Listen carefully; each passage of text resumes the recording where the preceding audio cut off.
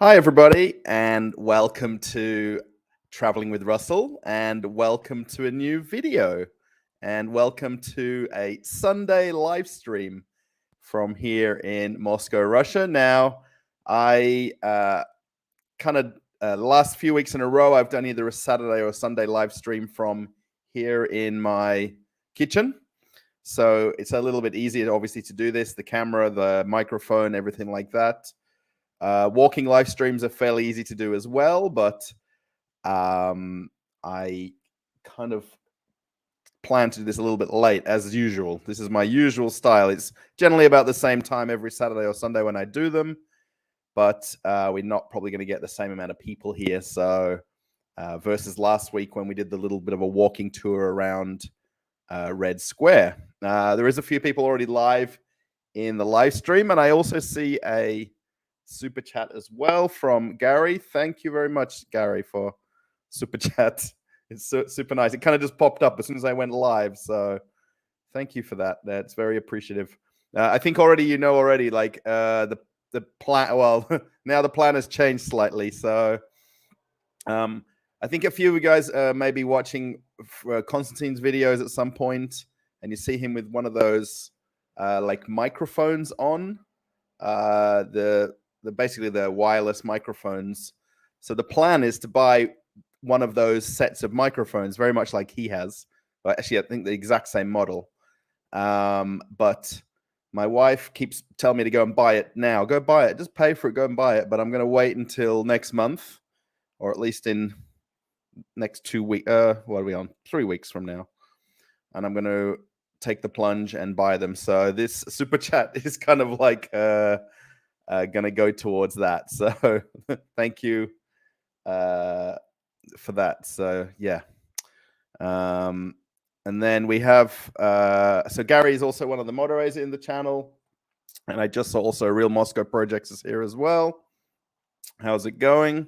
So we've got 2 moderators here. So thanks, everybody. Anybody who may be posting anything a little bit skew-if, if anyone knows what skew-if is, it may not end up on the channel, so, or the live stream. So, and I see Neva is here as well. She actually had a comment prior to the live stream going live. So yeah, if anybody's live here, let me know where you're from or where you're watching from. I just chatted to Gary ahead of time, and he said he's on his way to the airport. So yes, and he's watching on his car's TV. That's kind of cool. I've noticed that in a few cars here in Moscow that you can watch television on the kind of like the navigator screen, I guess, whatever you'd call that. Yeah, it's kind of, I think in Australia it's not technically allowed to watch, but I'm not sure if you're watching it on the navigation screen, it's considered the same thing versus actually kind of putting your phone or a tablet on a holder and then watching the screen. So Bear Bull is here as well. Yeah, and if anybody sees those green kind of icons next to their name as well, so Gary and Bear Bull, there if you're a channel member. So if anybody happens to join as a channel member, you'll also get a little bit of early access to videos. And also I post different community photos and community posts on the community feed. There is a way that we can do like icons as well, so you can post little different emojis, but I've not fully figured that bit out yet, so I'm working on it. So yeah, thanks everybody who's live watching. Dave's here in USA. Nice. Dave's trains. I wonder if you have videos about trains, Dave. I caught a train yesterday, by the way. So I went from, obviously I'm in Moscow region, so I'm not actually in Moscow center, if you like. So I basically took a bus, then I took a metro, the underground, and then I went to a regional area called Korolov, which is on the northeast of Moscow. And I went in and visited, actually a subscriber to the channel. I went and visited Peter, one of the subscribers on the channel. He arranged for me to come out to his place, and I took the train essentially to where he lives. And there's a train station, I guess. It was really just a platform because he lives in a kind of a regional area, but a beautiful part of Moscow where he lived there, the little area, the houses around there. We had a nice barbecue, met his family, his kids, his cats. Yeah, and actually we went to, funny enough, we went to a supermarket, and now I didn't film the video there. I'm kind of a little bit mad about it because he's actually from Denmark. So, but he's lived in Moscow quite a few years, and we had a good walk around together talking about a lot of the brands and products, like where they're from, the different countries. We looked at some of the wines and alcohols, and it's just interesting to sort of look at the supermarket with somebody else who's also Russian rather than just my wife. My wife has probably about the least interest in walking around supermarkets because I was working in them back home in Australia. She didn't like going to the supermarket shopping with me when I'm not at work because I'd basically nitpick the store too much, especially other stores that I worked in from the same brand. So have TV in the back seats. Oh, you have TV. Oh, those headrest seats. Oh, that's very cool. Yeah, actually at Peter's house yesterday, he has TV in the lounge room, right? So we were watching some YouTube videos, and he was sort of explaining some different things that we were watching. But his TV is not even hooked up to an antenna, so he's only got internet, any kind of TV or internet or TV or Wi-Fi. Well, TV or movies through apps on his television. So kind of like I don't know what you call it, fancy television with internet. So we have one in the lounge room as well here where you can, we basically have it hooked up to the Wi-Fi, and then we can watch movies and TV through the TV. Getting a bit muddled up with my words. So yeah, thanks everybody who's here live. Again, we've got nearly 20 people. So we kind of trending about a little bit lower than normal, but it's, it's a little bit unscheduled. So hello, Russell from Silicon Valley. Oh, every time I see that Silicon Valley, I just think of the TV show.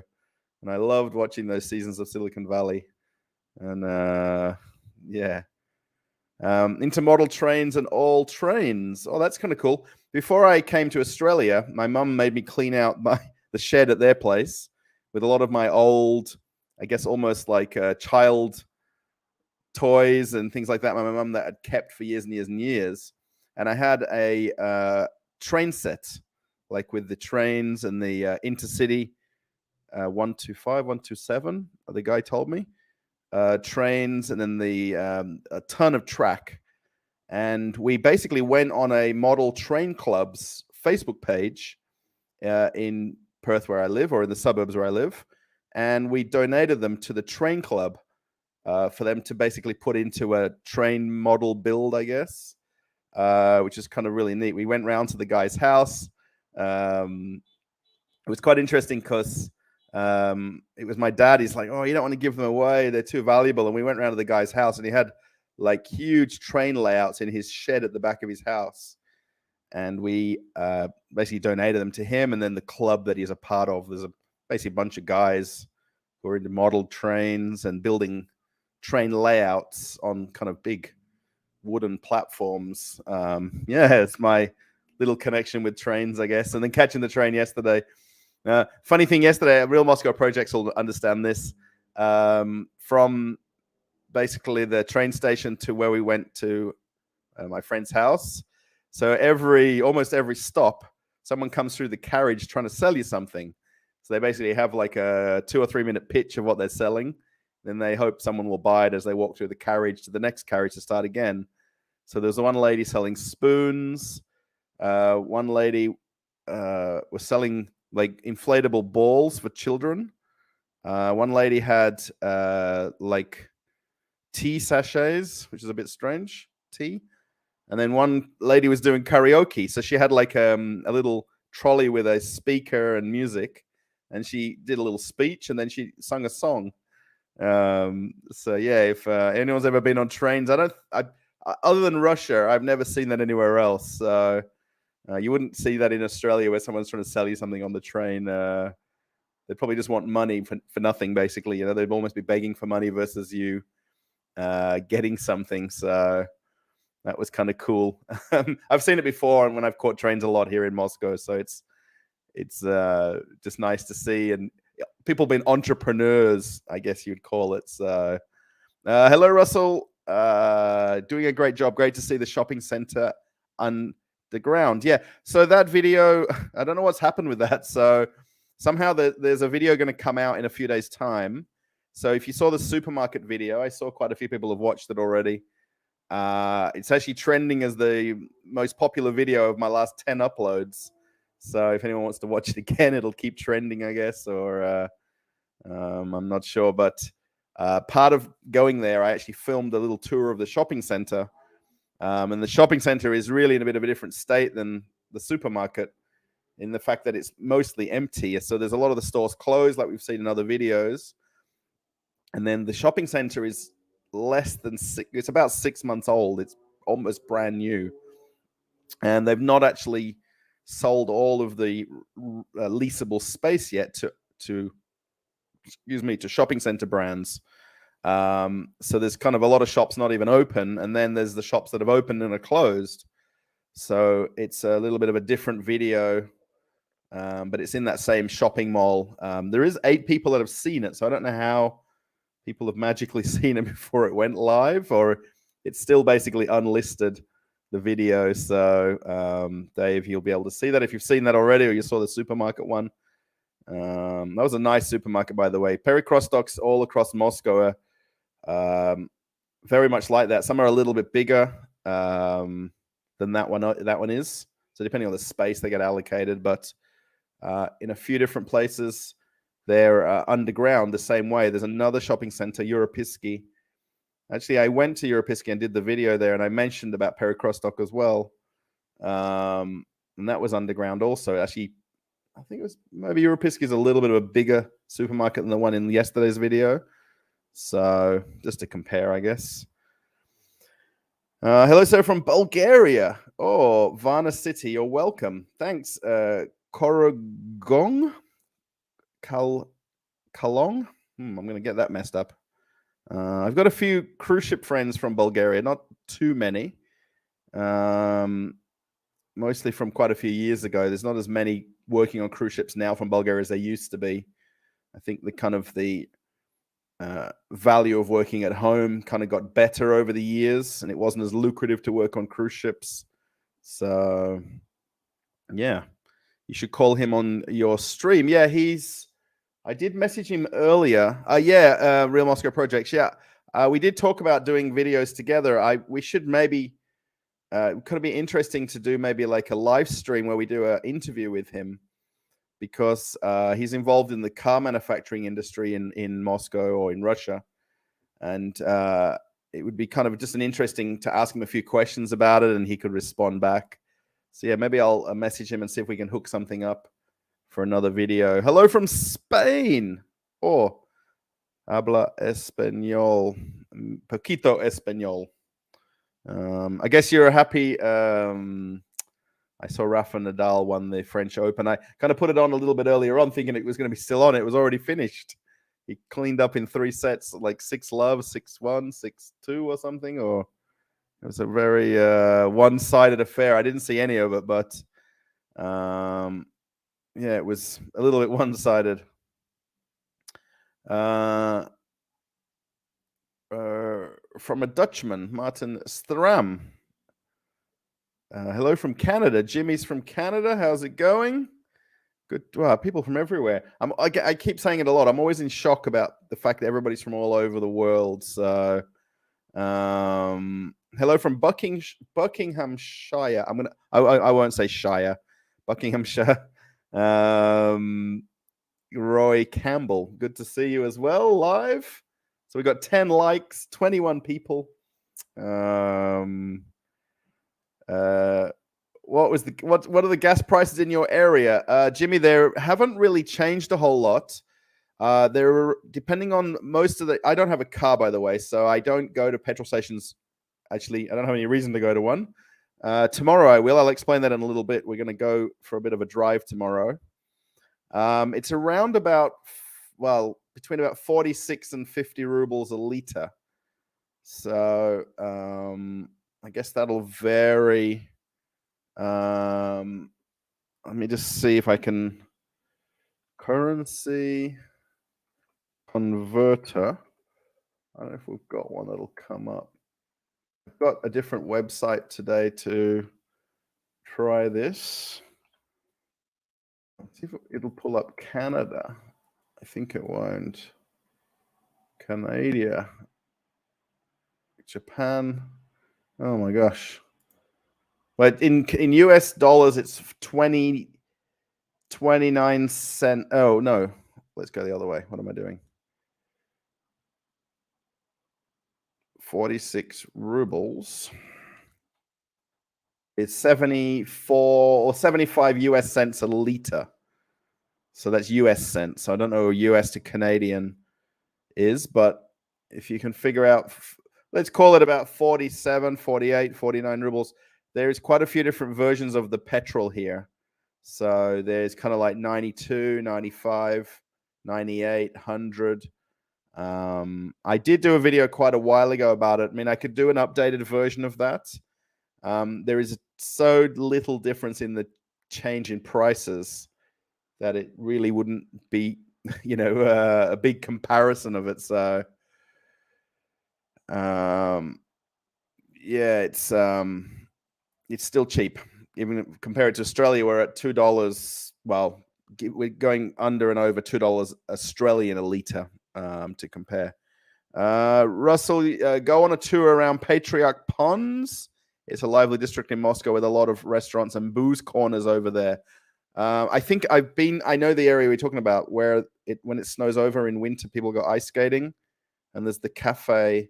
There's one cafe right on that pond, or I guess you would call it a pond. It's not really a lake, is it? That's where all the bars are. So people basically stand outside and drink, and I know the area very well. I could probably do a live stream from there. That would be kind of neat because there's a couple of sort of very small streets that you can walk around. It'd be good just to see a bit of nightlife or day life, I guess.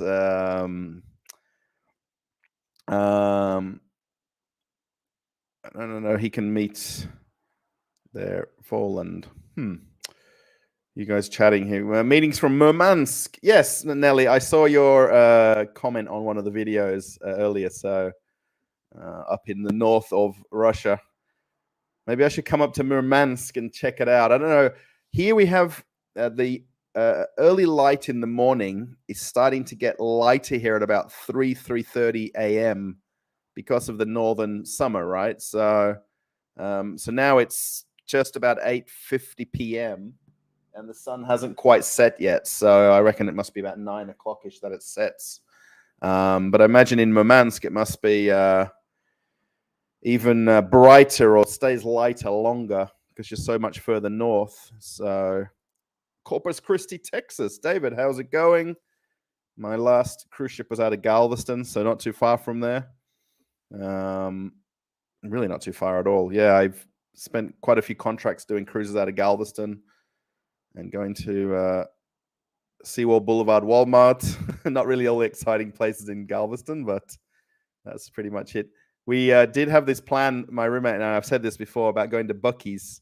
We were going to get an Uber to Buc-ee's and back because I just wanted to show him how crazy and how big those petrol stations are in Texas. So, greetings from Anchorage. I've been to Anchorage on cruise ships as well. Wow, that's kind of the near almost Russia. You're probably it's still a long way, but it's the nearest point to the eastern part of Russia. So yeah, I've done cruises from Vancouver up to Anchorage and then back down again to Vancouver. So you do northbound and southbound cruises, but what they call inside or outside passage cruises up in Alaska. Yeah, howdy from Corpus Christi. I wonder if you ever get harassed by security when you do English-speaking videos. Michael Triple J, I'm going to just answer this because it's kind of interesting. So when I did the video a couple of videos ago at the 1-year-old shopping center, I basically filmed a little bit outside, a little bit inside. Then I went and filmed it outside again because I messed it up. And then I did like the hyperlapse of me walking, and I realized it wasn't on a fast enough speed, so I had to do that second walk again.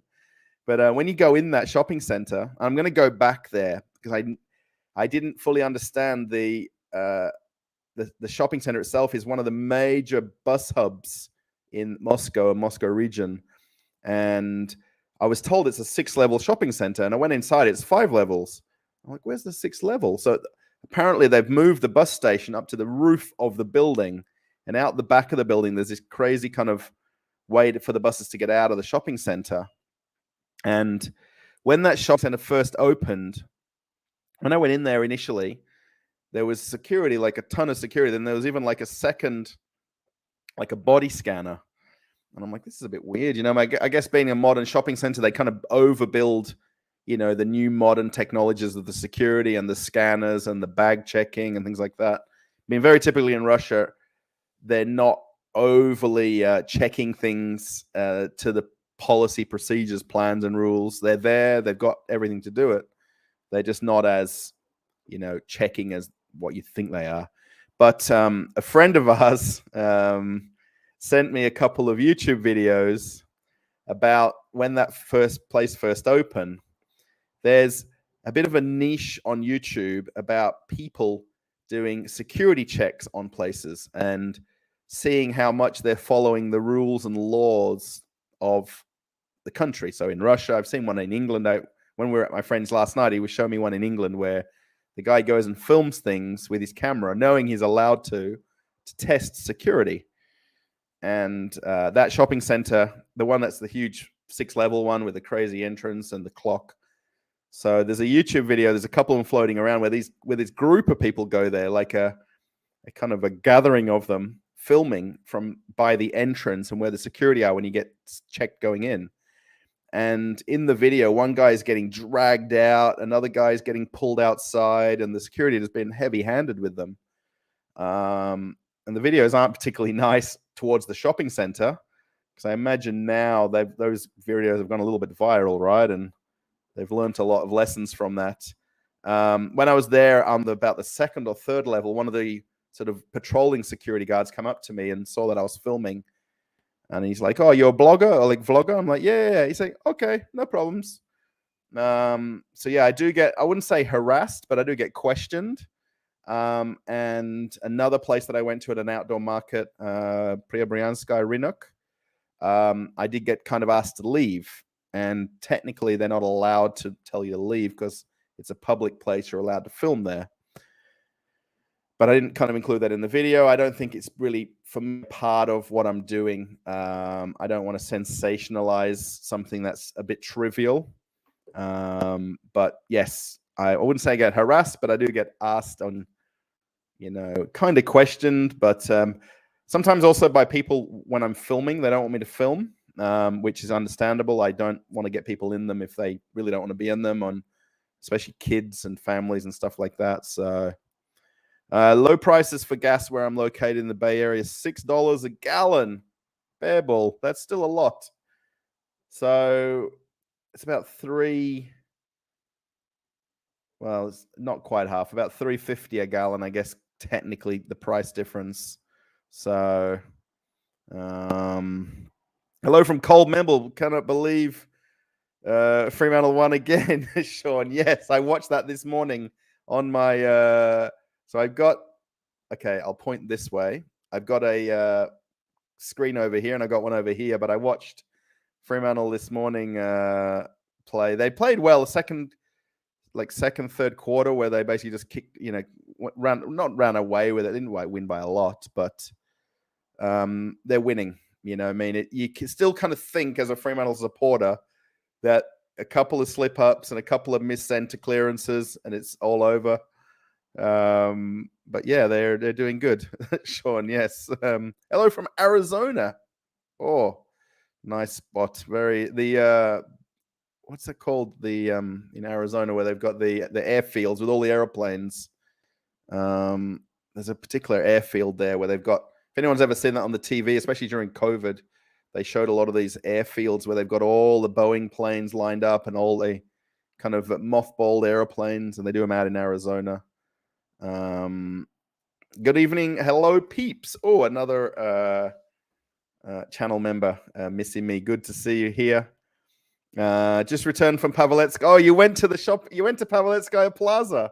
You went for a bit of a walk around there. Did you like it? I wonder. This is Peter, everybody, that I met yesterday. So yeah, I hope you enjoyed the walk around. The world is here today. Yes, the world is here. Moscow projects. Hey, from East Lothian in Scotland. Wow, East Lothian. Isn't who was the lady? I can't. Oh, now my gosh, who was the lady that won? Didn't she win Britain's Got Talent? And she said that was just from East Lothian West Riding or something or other when she had that first audition.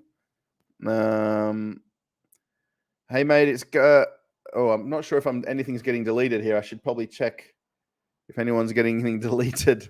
Hey mate, how's it going? Enjoying your latest upload tremendously. Keep up the brilliant work. I guess heading out to Coney Island with my mum for a few and a few relatives in a few. It's absolutely gorgeous here in New York. Yeah, I'd love to go to Coney Island. I want to go try one of those hot dogs, the famous.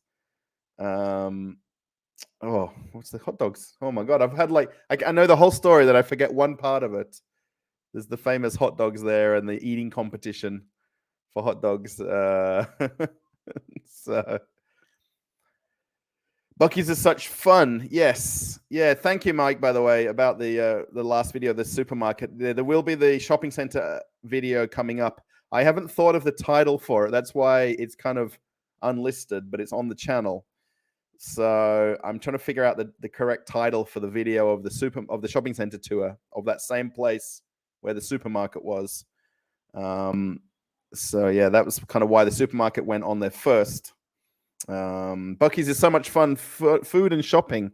Who can beat that? Right. Yeah. It's there's a channel that I watch called Cara and Nate. If anyone knows Cara and Nate's YouTube channel.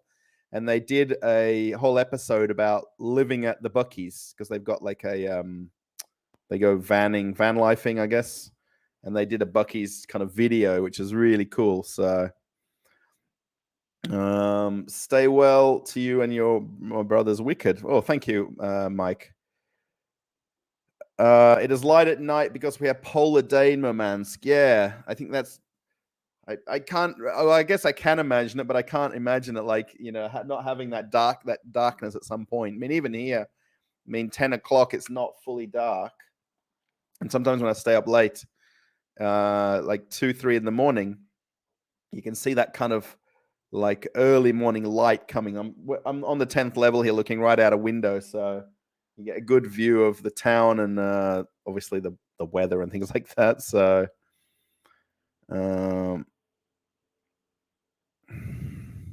Hit the thumbs up, people. Well, thank you, KC. Yeah, we've got 17 thumbs up, so that's always nice.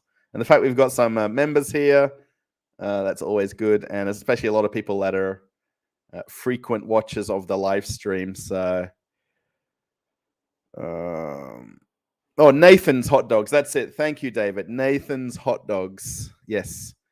Actually, Mr. Beast. I know a lot of people maybe know his channel. He's got like 100 million subscribers. He's only put out 3 videos for the whole year, and he put another one out, I think, the last day or 2.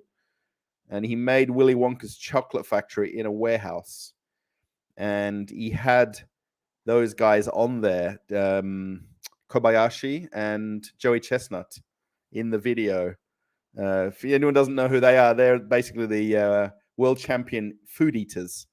Joey Chestnut, and then I don't think Kobayashi does he have a real name? I don't know, but they're the 2 guys that compete against each other for food eating competitions, particularly in American food eating circles. So yeah, I hope everyone's had a good Sunday. Now, actually, by the way, I've got Coca-Cola here, so actually, the reason I've got this still, when I went home last night from my friend's house, their friends dropped me off at the train station on the way home, and they actually had a cafe in the train station, and I stopped for a Coca-Cola, and I barely sipped anything out of it, and I pulled it out of my bag a couple of minutes ago. So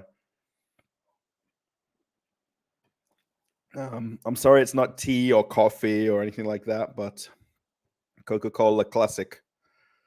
So yeah, I mostly bought it to go on the train home because I was a little bit thirsty. and I barely drank a sip out of it, and then I thought I'd pull it out now. So, Casey's off. Yeah, thank you for dropping in. Early night work tomorrow. Yeah, Sunday going into Monday. Yeah, we've got a bit of a busy day tomorrow. Yeah, tomorrow we're going to go with some friends to a regional area in Moscow. It's about, I'm going to say between 200 and 300 kilometers from Moscow. A friend has a what's called a dacha, which is basically kind of a garden plot with a little house on it. And we're going to go there for the week. So starting tomorrow lunchtime, we're going to meet them. I think we're going to meet them somewhere in Moscow, close to where they live, for lunchtime. And then I know it's quite a few hours drive to get there. We're going to stop off at a supermarket to get some food, like literally bags. We take everything with us because it's kind of in a bit of an isolated area. But I'll do some videos from there. I'll hopefully do a live stream from the garden there as well, internet pending.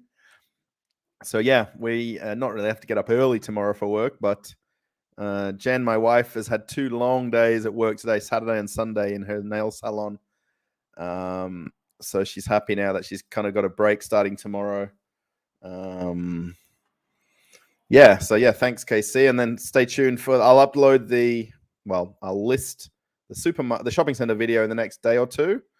And then I'll have some videos from this dacha that we're going to be going to, or which I'm really excited. I've been there before, so I know the place, but I wasn't really a bit of into the YouTubing thing then. So it'll be just interesting to see if I can figure out some way of documenting it or taking a walk around. And what I'm hoping for that on the real estate website is there's somewhere for sale, and we can make a bit of a comparison of the prices of these dachas, and then maybe comparing it to a normal house, So,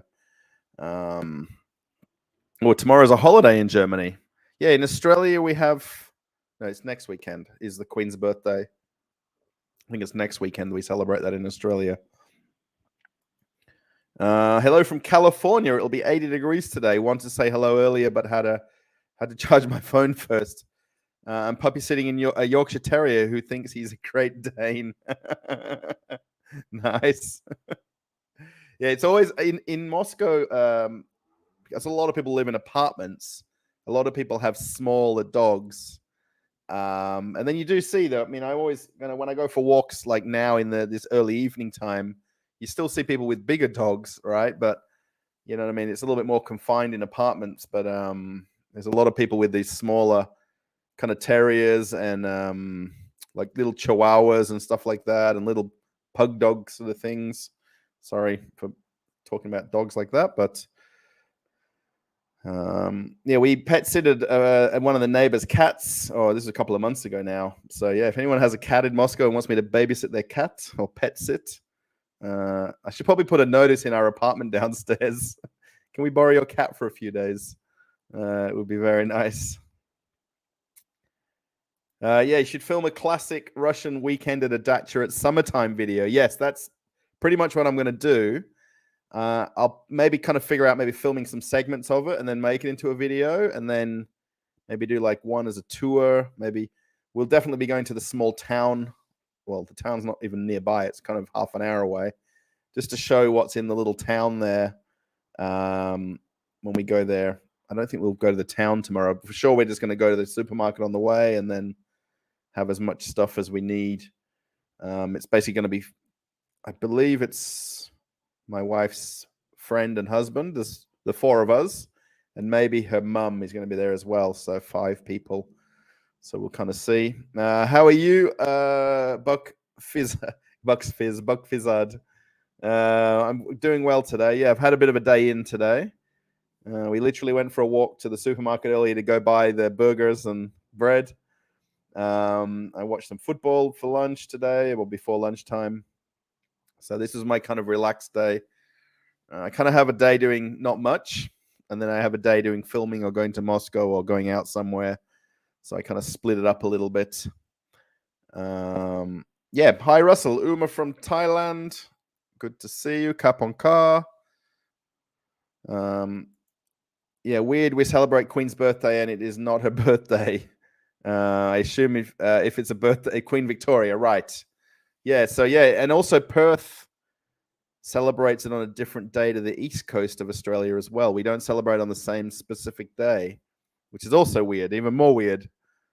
Uma just got back. Hope everything is going okay. Yeah, doing well. Yeah, had a nice day yesterday, visiting some friends. And then tomorrow we're going to go for a week to a regional area in Moscow. So my wife may be going buy some chocolate bars today. In the liquor store that I made the video from, they've got cheap chocolate bars, cheaper than like supermarkets or any regional place. So she goes, I don't want you complaining that we've run out of chocolate. And then when we go to the shop, it's quite often some of the chocolate's not on special, is like double the price. She doesn't want me complaining that the chocolate's gone up too much in price. So she made a special trip to go buy extra chocolate. We're gonna have to go basically meet our friends at a train station in Moscow, closer to where they live. So and my wife said, "Oh, we're gonna go to the butcher's and buy all the meat to carry there." I'm like, "No, we're not carrying all the meat on the train." So we'll probably stop off at a butcher's somewhere to take. We're gonna basically have barbecues every day. There's a small kitchen in the house, but typically where we're going to be staying at, it's all cooked outside. So anything we can kind of grill is what we'll be eating. So even grilled vegetables, grilled potatoes or boiled potatoes. Lots of rain in same here. Lots of rain in Wisconsin. Oh, that's right. You've told me you're not. I think you've told me, Umi, you're not from Thailand before. Sorry. How hot is the summers in Moscow? Not hot yet. Right now it's 16 degrees. Tomorrow, I'm not sure. Let me look what the weather is. Oh, I pressed the wrong button because I'm in the wrong program. Where are we? Let's press this one. Sorry. How's the weather? Where's the weather? So right now it's 15 degrees for 9 o'clock at night. This is Moscow weather, by the way. So I don't want to be biased with anybody because the whole of Russia has fluctuating temperatures. So tomorrow is going to be 21 degrees, cloud clearing. It says 7 overnight, 21 during the day, and then Tuesday will be 20 Celsius. Wednesday 23, Thursday 26, Friday 24. It just says so.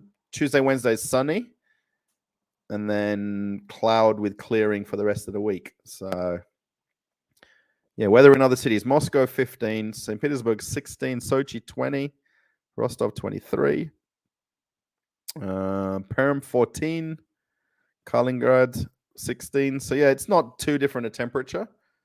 So yeah, we got basically a nice week ahead of us, probably a little bit, but just partly cloudy, I think, for most days, according to the weather. So I was just going to see there. I saw that it said about the sunset, but I've just missed where I read that.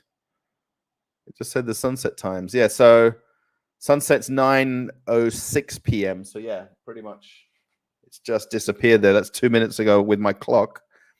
And then sunrise is 3:53 a.m. So yeah, that's where that 3 a.m. time comes in, where it starts kind of getting first light. Yeah. Let's just go back over here. I was going to put up we had this last time. It wasn't probably on the 6,000 subscriber celebration. I was going to put up the subscriber count. And right when I just looked at it before I clicked it up here, it dropped down 2 subscribers.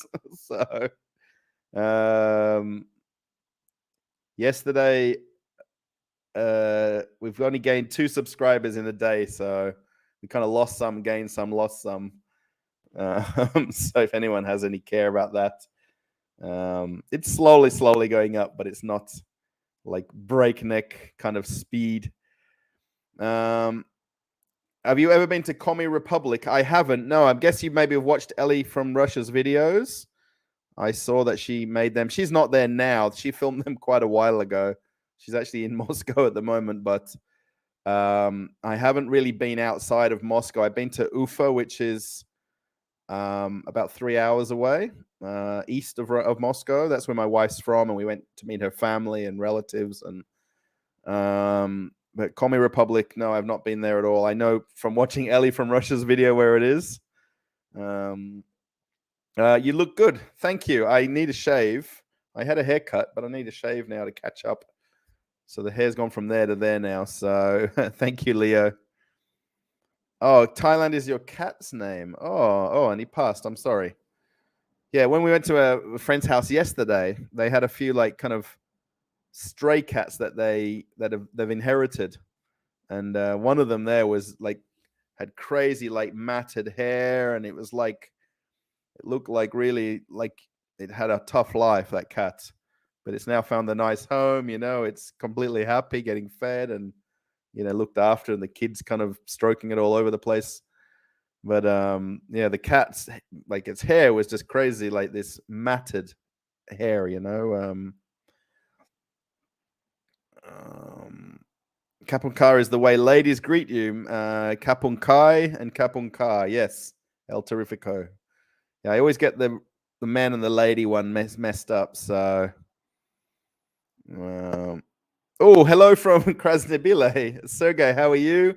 Sergey is the guy that works in the store downstairs, and he asked to look up my channel. So yes, I'm currently in the kitchen here. Let's just flip over there. Sorry. How did I press that one wrong? You see, he's gone up to 6513. If anyone's noticed that changing right there. Yes, Zdravstvuyte, Sergey. Yeah, it's common to see boxes of confetti in shops. They like those over there. Come and see confetti. Not sure what that is. 15 degrees in Okish. I guess that's where you're from. I'm not sure. Or unless you looked at something up there. Yeah, 21 degrees is an ordinary summer's day. Yeah, 20, 25. It does feel warmer here. I've noticed in the last 3 days, well, what are we on the 5th day of the month now? So that although it's not warm like Australia warm, like 35 degrees, like a 24-degree day feels very warm now compared to Australia warm, So, yeah, it's definitely nice though. Yeah, where Gary's going 38 degrees. Yeah, Dubai will be, and humidity there as well. So it's like more than 38 degrees. Oh, it had 2 38-degree days in Moscow last year. So I wonder if we'll get a little bit higher temperatures. That really would be hot. I'll be jumping in like in a pond if it's like that this week in our friend's dacha. Yeah, you love 38 plus. I'm not a big fan of 38 degree. That's 100 Fahrenheit, right? So I was lucky last summer. I was working at the supermarkets. I was doing merchandising, and most of the days I would basically work from about 6:30 a.m., 7 a.m. until 3 or 4 p.m. So I'd kind of miss the warm part of the day. But yeah, and I was always happy because when I especially had to do freezers and dairy sections, get to go in the freezer. And I'd always joke about it with the staff there. I'm like, oh, you see how it's like minus 10 or 15 on the dial, for the freezer door where the backstock is. I'm like, that's the temperature in Moscow in winter. I said, just go in there, but without your jacket on, and then you'll know what Moscow feels like. Yeah, but it's uncommon for Moscow. Usually it's about plus 25. Yeah, that's what my wife said today when we walked to the shop and back. We went just to Miratok to get some food, to get the burgers, actually. And she said there, I hope it's going to be 25 degrees this week, not 20 or 21 degrees.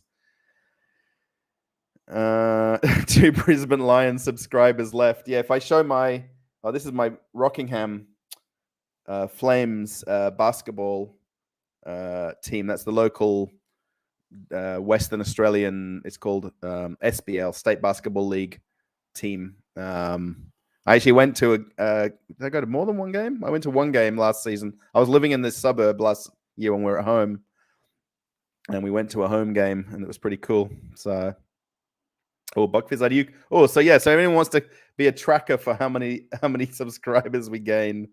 It's gone back up to 13 now. It says it's like live updating, but it's a little like a fraction off live. So, I was one about I was one of the 2 subs. Oh, good Leo, thank you. If you haven't subscribed to the channel, thanks. I guess everyone who subscribes or does the notification bell will see the new videos faster than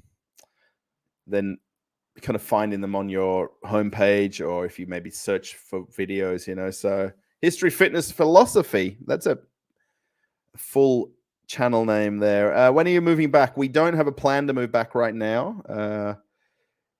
Basically, we've already said that, I guess, before February that we're going to be here for at least a year, maybe 2. We always said that it's basically a short-term move to be here, but short-term is still a year or 2. Long-term is 5 years plus. So for now, we don't have any intention of leaving Moscow or leaving Russia. I'm slowly getting a nice sort of circle of friends, which is nice, and people I can meet and engage with and hang out with. My wife's kind of comfortable with the work that she's doing. So there you go. See, I just saw it go up and down. So it's gone -1 now again. So I guess people watched a video and then decided to unsubscribe. So yeah, so history, no plan to go back to Australia for now. My wife, she's got full residency for Australia, so we can basically just fly into the country. She can work. Everything that's part of living in Australia is included now under her visa that she has. So she has essentially residency for Australia. And then I think it'll be less than 2 years from now, she can get citizenship and a passport if she wants to, So I'm looking forward to seeing the Dacha videos. Oh, nice. Stella. Dacha videos and see the cooking and the area. I wonder, are there any Airbnb Dachas for rent anywhere? That I'm not sure about. We have habitation houses. Yeah, so actually, Real Moscow's kind of mentioned this underneath. So there is a bit of a difference between dachas and habitation houses. I don't know the exact word, but when I was at my friend's house yesterday, he lives in I guess you can call it habitation house, a long-term house that you can live there. Dachas technically are considered that you can't live there or sleep there or stay there, supposedly, right? It's like a gardening plot. And then people have kind of built much bigger houses than what is normal on them. So, so basically the bigger houses, you can definitely get Airbnbs. Most people know somebody or they have a dacha in their family of some kind. Dachas are a little bit less modernized. I know the place we're going to stay this week it's got basically a compost toilet and it's got an outdoor shower. Well, it's kind of indoor-outdoor, but it's kind of a little shed with water running. It's quite basic, but we like that. We love it. It's the whole point we're going there to basically not really get away from Moscow, but just get out into the countryside. Yeah, so I'll kind of do a bit of a tour video. I want to really do a bit of a walking tour of the other dachas, just to compare dachas,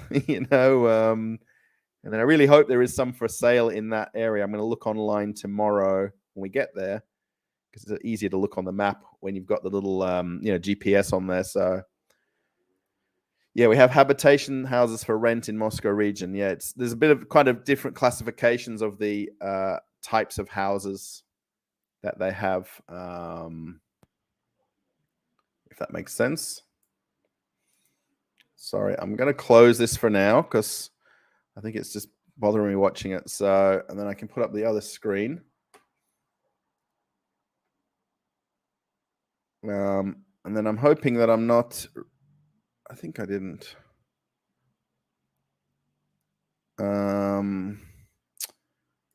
Yeah, sorry, I'm just a bit distracted for a second, but I'm undistracted now. I need to do that, and then that, and then that. There we go. Now, I have been interested in some of the old Soviet history, like the gulags and republics and oblasts, Dagestan and Konya too. I really want to see. Yeah, Buckfizz, I'd suggest if you do the search for Ellie from Russia, and then it's one of her last 2 or 3 videos where she was actually up that way and that sort of region of northern Russia. I tend to meet a lot of guys from Dagestan here. Every time I go for some food or taxi, you meet Dagestani guys. I've not really met too many ladies. I don't have any, need to chat to ladies around the place, but Stella, Airbnb left. Yeah, Airbnb left. Well, yeah, basically you can't use most booking sites, Gary. Yeah, they're even like Expedia, Booking.com, all the ones that I would use, we can't use anymore to book hotels. Most of them that have announced they're leaving Russia have removed Russia from the booking platform. So you can't even type in like city names and towns and hotel names into the booking platforms, which is kind of, I guess in a way it's a loss for them, where a Russian would book a Russian hotel or somewhere to stay locally. So now you've got to go through Russian booking websites, which is not a problem, but the other ones were a bit easy to use. I can't stand global warming too much. Yeah, it's kind of not been talked about a lot recently. And I mean, climate change is kind of the new word now, isn't it? Climate change, not global warming.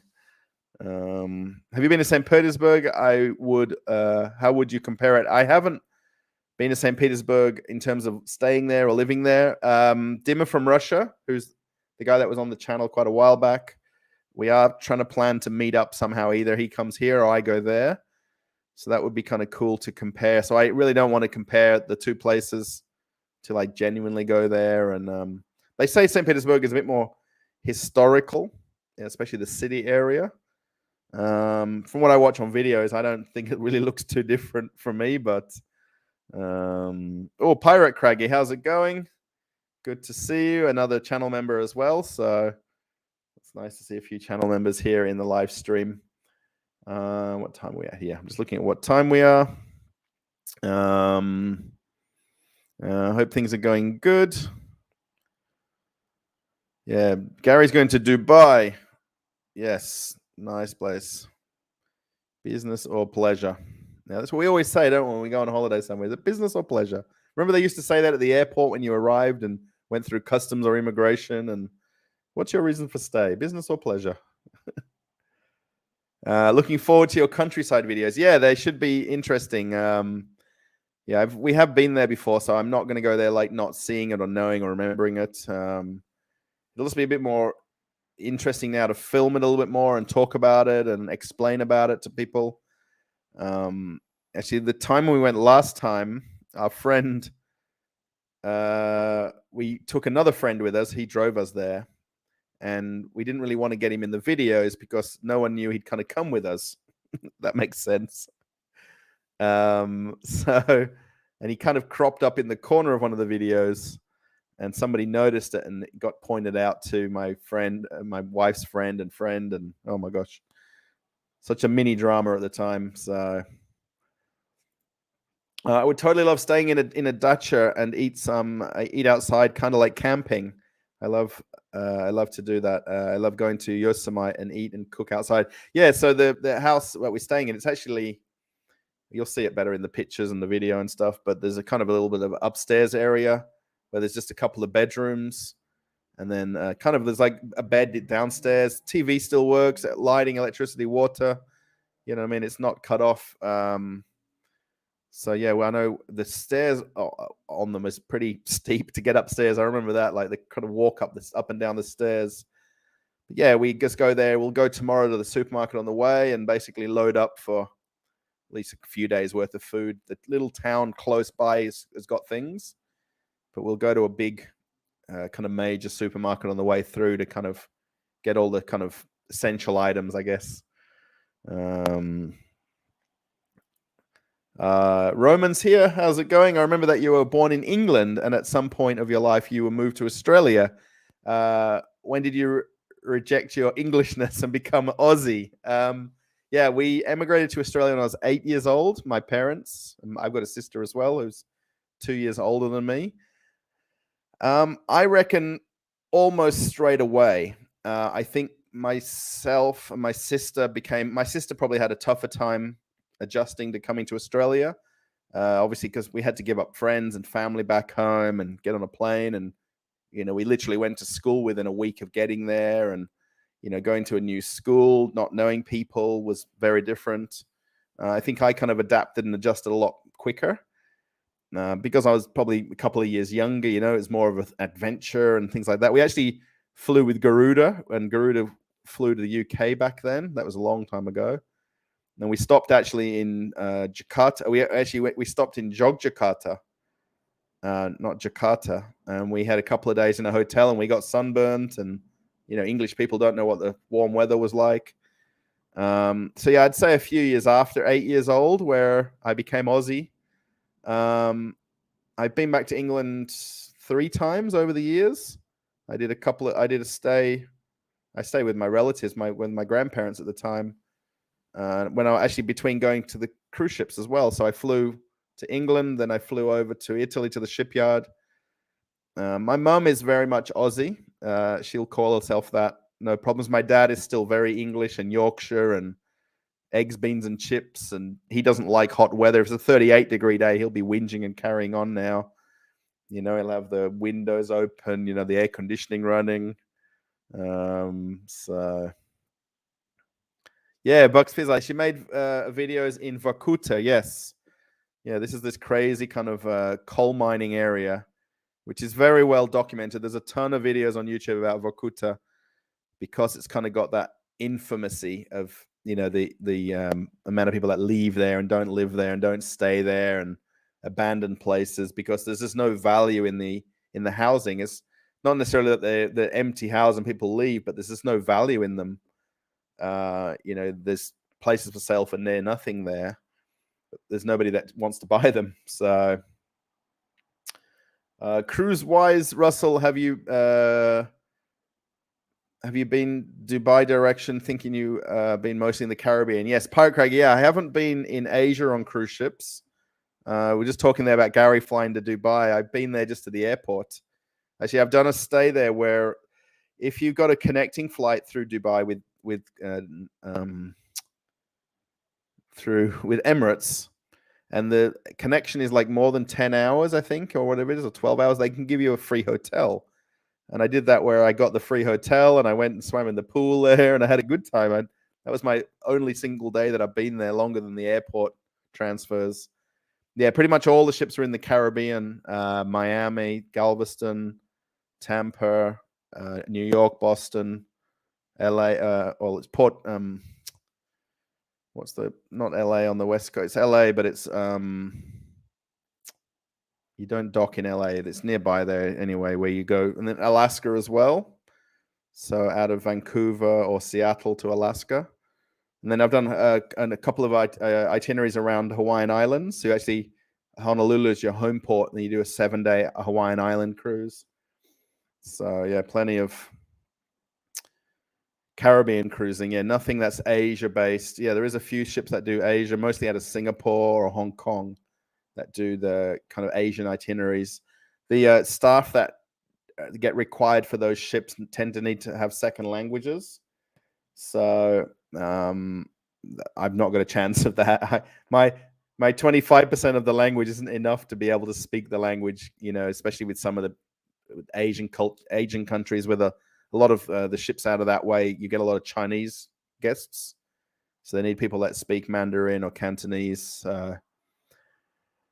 Not much room in a Dutch hound. Dutch hound. Yeah, it depends on the size of the Dutch. Yeah, the one where we're going to stay has got, I don't know, I think it's at least 2-bedroom upstairs, if I remember.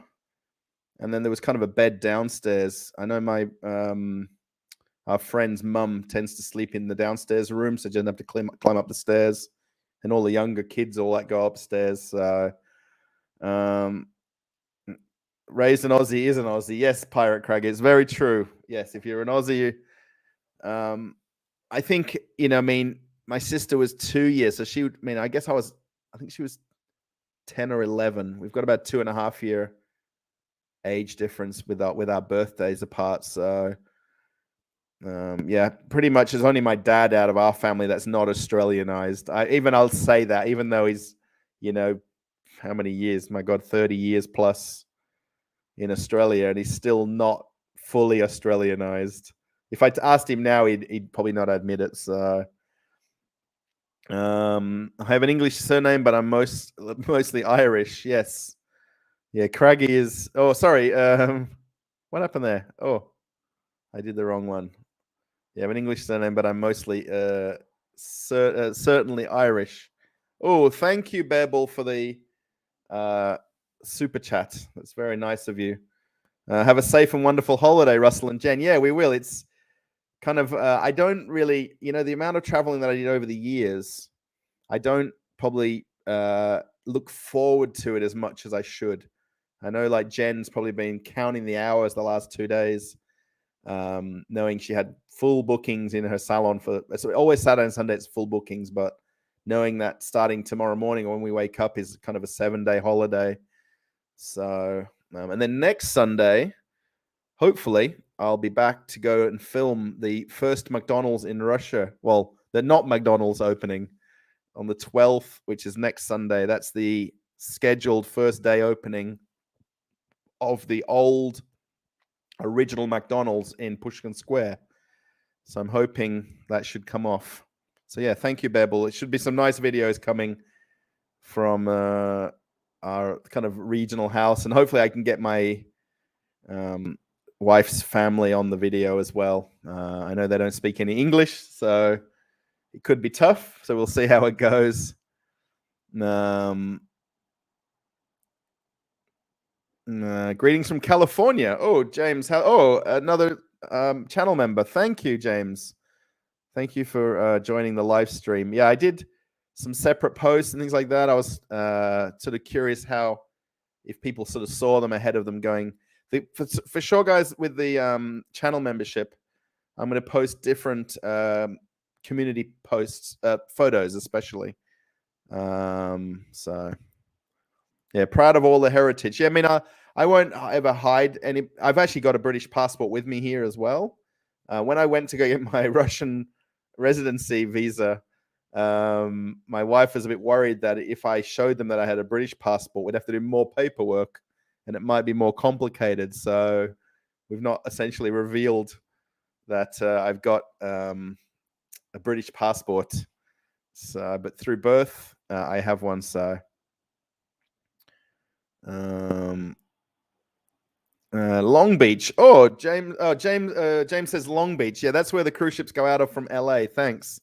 Actually, that's where the original Love Boat sailed out from as well, from Long Beach. Yeah, there's the Queen Mary is right there. It's an old ship that they basically converted to a hotel.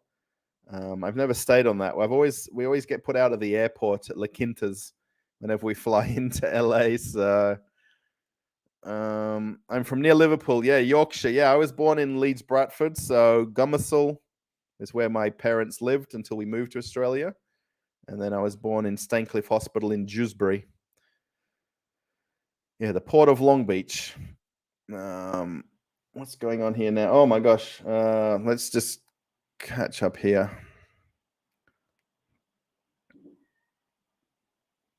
No, Dutch hounds instead of Dacia. Right. I was thinking if it was like if the German spelling for Dacia is Dutch hound. Oh, thank you, Pirate Craggy, for super sticker. The super sticker won't come up when I put it on screen here. So if anyone's seen the live chat, what's it called? Live chat. You'll see the super sticker, but it doesn't come up on the screen when I do it, which is, I don't think it says it's super sticker. So it's like a potato, like lounging around, which is what I'll be in the next few days. Katochka.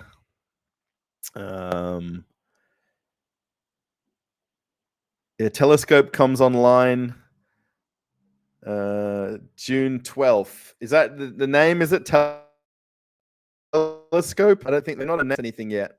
I did kind of get sent like a menu, but we're not sure if any of what name of the not McDonald's. McDonald's will be called. So, yeah.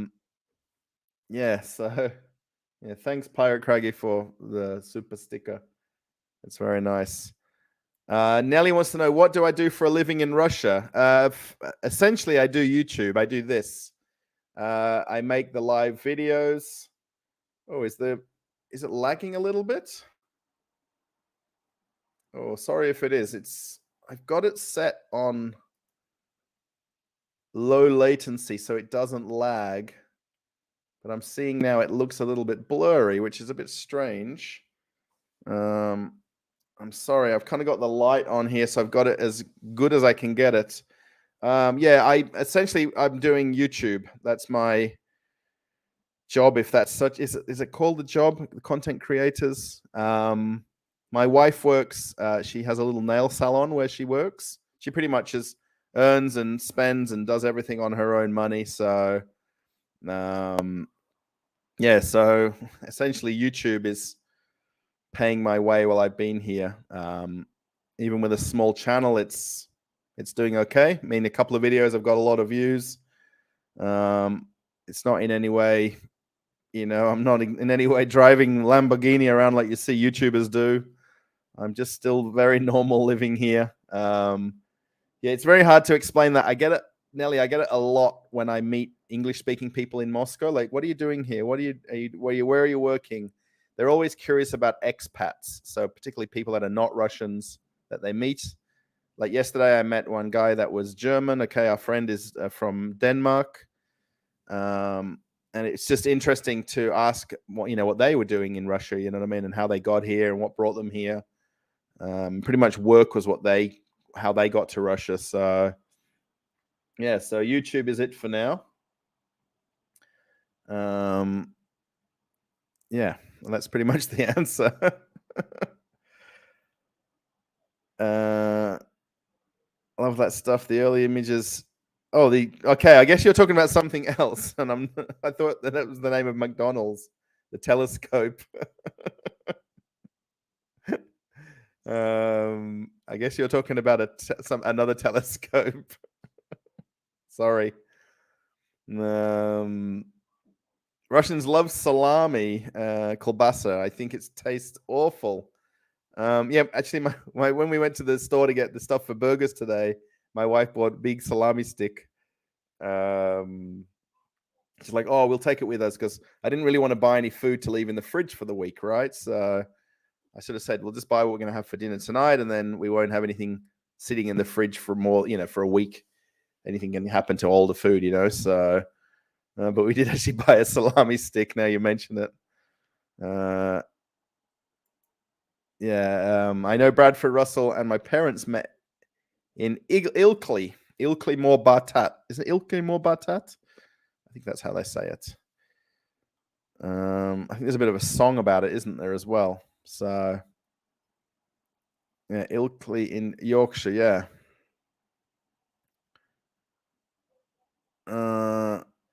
Are you still able to access the funds from Patreon? Okay, so Cianort, yeah. So because my channel's not a Russian channel, it's listed as an Australian channel and Australian settings.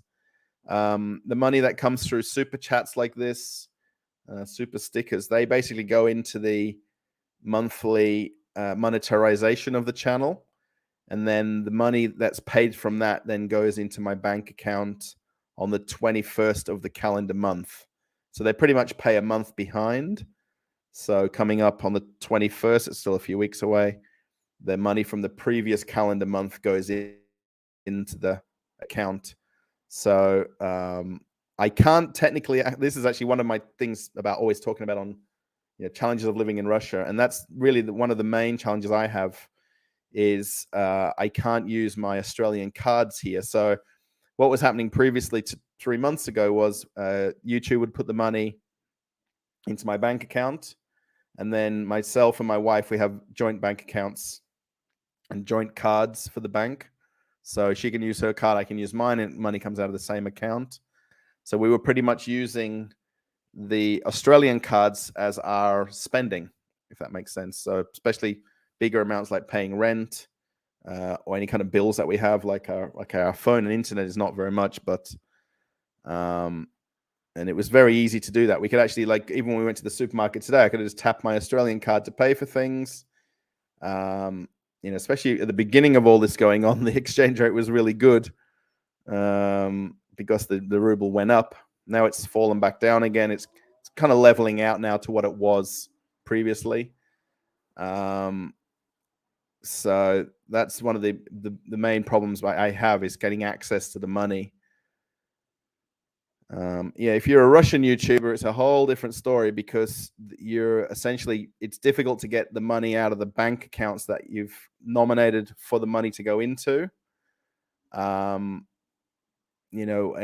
While you're inside Russia, no foreign cards work as a payment type here. So like Visa and ATM and MasterCard, all of these, anybody that comes to Russia on a holiday or on a business trip or whatever, if you've got a foreign card anywhere, it will not work. So hotels, restaurants, bars, cafes, corner stores, you can't use cards here at all. Nothing. So if you do want to come, you've got to come with a wad of cash hidden under your belt somewhere, I guess. Hello from Yorkshire. Oh, from West Yorkshire. We were just talking about West Yorkshire as well. Yeah, I was born in Dewsbury at Staincliffe Hospital. Most of my relatives still live in Cleckheaton, Barnsley, Brighouse. I don't know the exact. They sound so posh when I say them now. So, but Gomersall Cricket Club was exactly where we lived in West Yorkshire. So,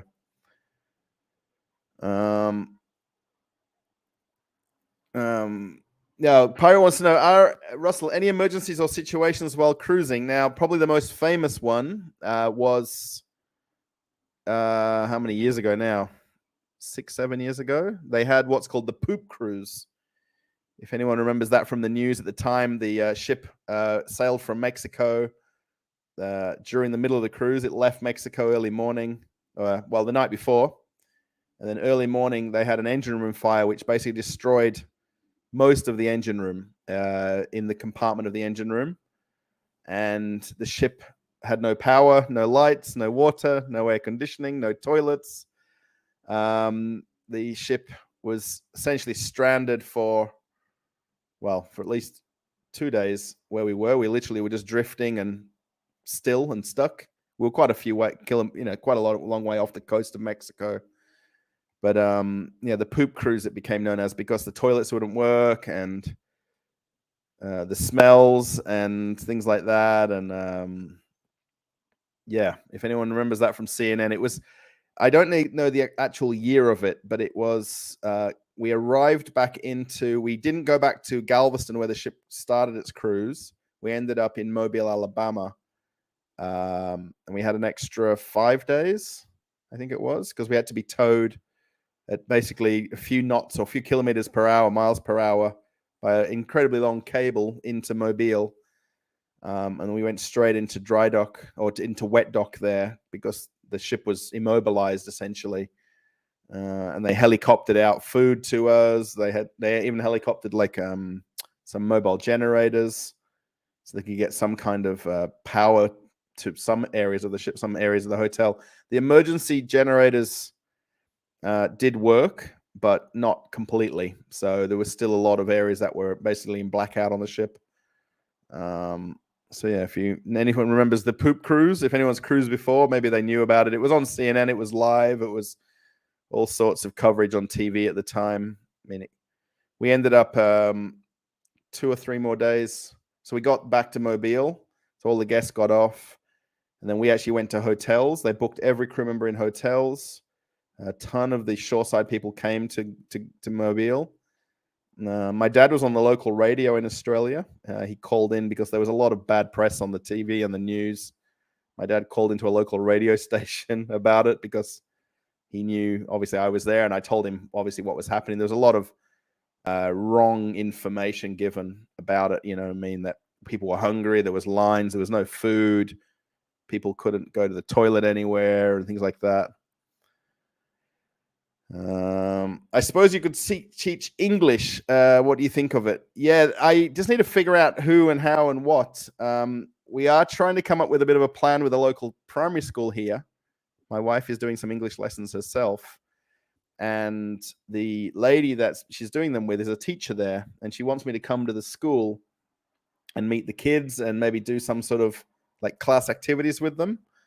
So I'm not sure how that might work, but yeah, I know there's a big demand for it here for English speaking, not really, I guess, teachers, but even like people that look after the kids and try to interact with them and things like that. So, yeah, you said you were going on vacation, going on a cruise in November, going on the Magic. So yeah, Pirate Crag. I wonder if you remember that. Please just Google it and look up Poop Cruise, Pirate Craggy, about that, and it was Carnival Triumph. Now the Triumph is no more, by the way. The ship has basically now it's still in operation, but it got renamed. It got completely gutted and redesigned the interior of it. So yeah, the ship is no longer. So awesome. I didn't realize Russia had contactless pay. Yeah, everywhere you can pay for things here with your card. Literally, I can catch the bus and tap my card. Even going through the metro, you can tap your ATM card on the contact point to go through the metro or not the turnstiles. They're kind of plastic gates that open. But I've got I thought it was on my desk here. I've got my card for the metro system here, so I just load money onto that. But you can literally, if you've got contactless pay on your phone, you could tap your phone against that to get on the metro or the subway. Yeah, they had Apple Pay until the end. Yeah, so that's the other thing. Yeah, so Apple Pay, Google Pay, Samsung Pay, they're all gone. So yeah, that was a big deal immediately when all that happened, because so many people relied on that and had their bank accounts or their payment systems connected via their phones with these Apple Pays and different pays. And the minute that switched off, people were kind of like a bit panicked, like, how am I going to pay for things? Excuse me. And there was even on the little public bus that I catch here, the suburban bus, Marshrutka, the guy had a sign up saying, that we're experiencing problems with payments and how you can pay for things. I mean, literally, if you've got the card in your wallet, you just use your card to pay versus having it connected to your phone app. So, I mean, a lot of people stop carrying all their cards, right? Everything's in their app on their phones. Mark said he's been on the Carnival Triumph twice. Yeah, there was a lot of infamy about it and infamy about it. So it was, the one thing I'll tell you I remember, is the smell. Once the air conditioning goes off on a ship and you're inside the ship, there's obviously not a lot of air that flows through the ship, and the ship starts to get hot because it's metal. And especially if you're below the decks where there's windows and doors, so like deck 4 or deck 3 and below on the ship. Deck 0 is kind of waterline, and then we go to deck 4 is the lobby, and promenade's deck 5 on that ship. So where there's no windows and doors and there's no air coming through, or balcony cabins and stuff, the smell, you could just constantly have that. It's kind of like a musty kind of old carpet going to, when you go to a bar in the morning, sometimes you can smell the carpet in a pub. I don't know if anyone knows that smell. Yeah, that's what I remember very much. And anytime when they have problems on ships with air conditioning and it goes off for how many hours, sometimes when it goes off, you can hear in your ears the different sounds. You can even hear when the ship changes speed and engine speed. You can tell that from being on them so much. But yeah, that smell is something that I won't ever forget. You know how you've got a memory of something so much in your head, and that's one of them for me. So, my brother lives in Harrogate. Yeah, so that's Yorkshire. Yeah, lovely place. Yeah, it is. Yorkshire generally, and the Yorkshire Dales and Yorkshire Moors and all of this. It's a beautiful part of the country. It's still England. There's still everything associated with living in wherever you live in these towns. So is watching Titanic advisable before boarding a cruise ship? My wife watched it a few days ago. Actually, she watched it over like 2 days because it's a long movie, and she's like, "Oh my god, it's so crazy! I can't believe it. This happened and that happened." And yeah, it's I guess cruise ships are more modern now. There's a lot more safety procedures in place. You know what I mean? They're not going to run into icebergs. You know what I mean? Incidents, they call them incidents mostly, not accidents. Incidents happen. Things happen. You know, they're moving objects, moving at, the engines are moving at high speeds. Things can happen. You know, things can break down and stop working. I think they always joke about Poseidon Adventure more than Titanic. So I guess you could watch it, but yeah. Oh, now I'm getting behind here. Thank you, Pirate Craggy, for super sticker. I guess that's a thumbs up that you're giving. There's a guy that I watch sometimes that gets a billion super chats, and he kind of mimics out the super stickers every time they come up, like whatever the action is of it. So,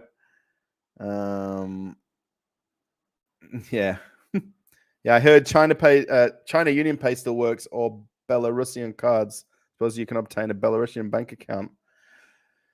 Yeah, the Union Pay I've heard about. I still haven't looked into it properly. For now, honestly, we're not too bothered. It's not an issue because we've kind of found a way around it, like transferring money to someone in Australia. They transfer some money into our bank account here. So we can get around that, but it still means we just get a bigger amount of cash versus me just being able to tap my card anytime I like. So yeah, the Belarusian thing, I'm not too sure about. I've not heard about that until now. So Russian bank cards can still be used in Russian, accepted in Turkey, Vietnam, Armenia, Uzbekistan. Yeah, kind of all of the friendly countries, I guess, is what they like to call them. I know there was a ton of Russians had issues in Thailand. We had a friend in Thailand recently who had problems with that, and he kind of planned and took more money with him, or took cash with him. But people who kind of go on holiday on a credit card, you could really run into problems with that. So, that was copied and pasted from Wikipedia. Oh, okay. Yeah, I know the Union Pay is good, but I'm not sure about the Belarus thing. I'd imagine so because they're neighboring countries and they're friendly countries with each other. You're so kind to answer all the questions. Thank you so much. No worries, Uma. That's part of what I like to do with the live streams. It's something I enjoy doing. I would have hated to have been stuck on a cruise ship when COVID hit. Yeah. So I was when the COVID thing hit back in March 2020, I guess it was. We were kind of on that last cruise where some of the cruise ships literally turned around and went straight back to port.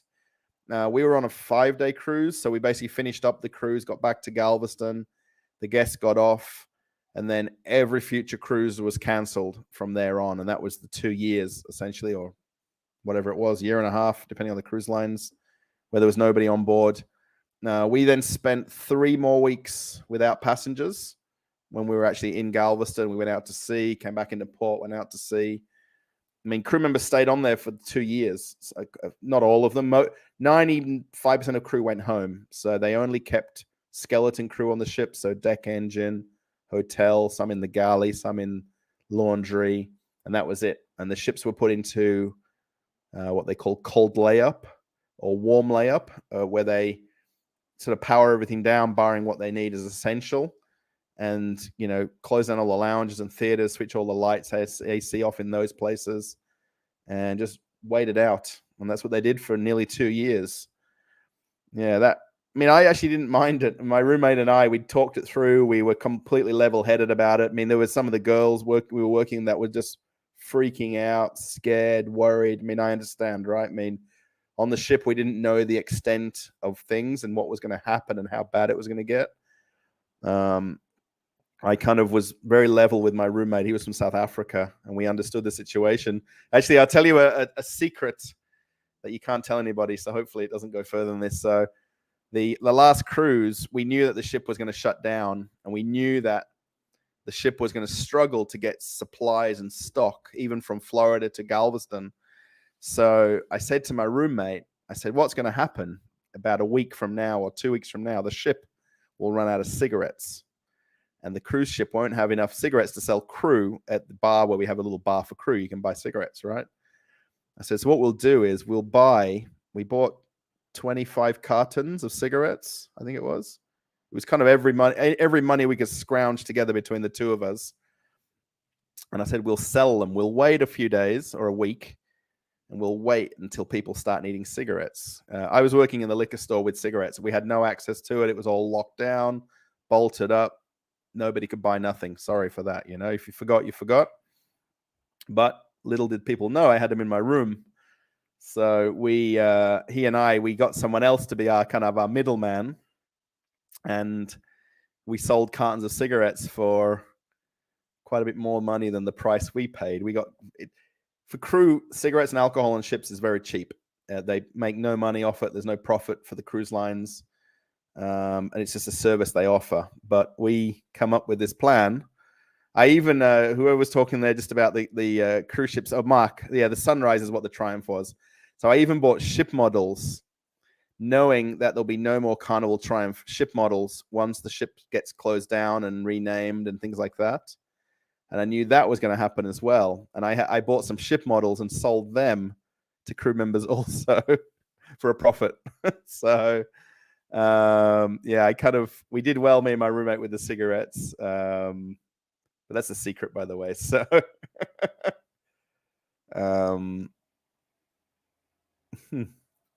Triumph is called Sunrise now. It sounds like 1984. I'm not sure what I missed here. Oh, Niski Novigrad, you can also pay by card. Yeah, the metro. Actually, for anyone that doesn't know, in Moscow, in the metro, I'm sure Real Moscow Projects knows this, you can now do facial recognition. So you can hook up your phone to a payment system, and you can go up to the plastic barrier and the payment pass through. I don't know what you call that thing. And you can stop at one of them, and it's got a camera that looks at your eyes, and it's linked to your phone. And they've got the gate opens and you walk through, which is kind of cool. So how can Russian YouTubers earn money on YouTube now when the banks are under sanctions? Yeah, that's another complete problem. So the first problem for Russian YouTubers is if they've got a Russian account, which obviously, I don't know, probably 95% of them do. There is a lot of smarter YouTubers who don't have Russian registered accounts. So they've got maybe an American account, or like mine's Australian, right? So they basically planned around this a long time before all this happened. They knew to not have a Russian YouTube account. So the first problem for Russian YouTubers is essentially anybody in Russia who's watching YouTube, like if I watch YouTube myself, they're not showing ads any longer to anybody in Russia. So there's no ad revenue from Russian views. So, okay, with my channel, it's 5.2% of views are Russian views. So 94% or whatever it is are non-Russian views, which is good for my channel, because if I had a channel with 90% Russian viewers, I would be earning pretty much zero through ad revenue. So my goal is not to have Russian viewers, but if you're a Russian YouTuber and you've got Russian viewers, you're kind of screwed. Excuse my French. And then their next problem is the bank account they've got linked. The payment system is not allowing them to get the money from one account to the other, if that makes sense. So that's another problem entirely. So most of the smarter YouTubers will tend to have an offshore account set up, or an account in dollars, not an account in rubles. So like Tinkoff Bank, you can have multiple currencies for the bank account. So essentially, Russian YouTubers are having a very hard time of it versus non-Russian YouTubers. Does that make sense? One good point about this for me, or for anybody in Russia, is we're essentially getting YouTube Premium for free, because it's really nice to watch YouTube without YouTube ads coming up on YouTube, if that makes sense.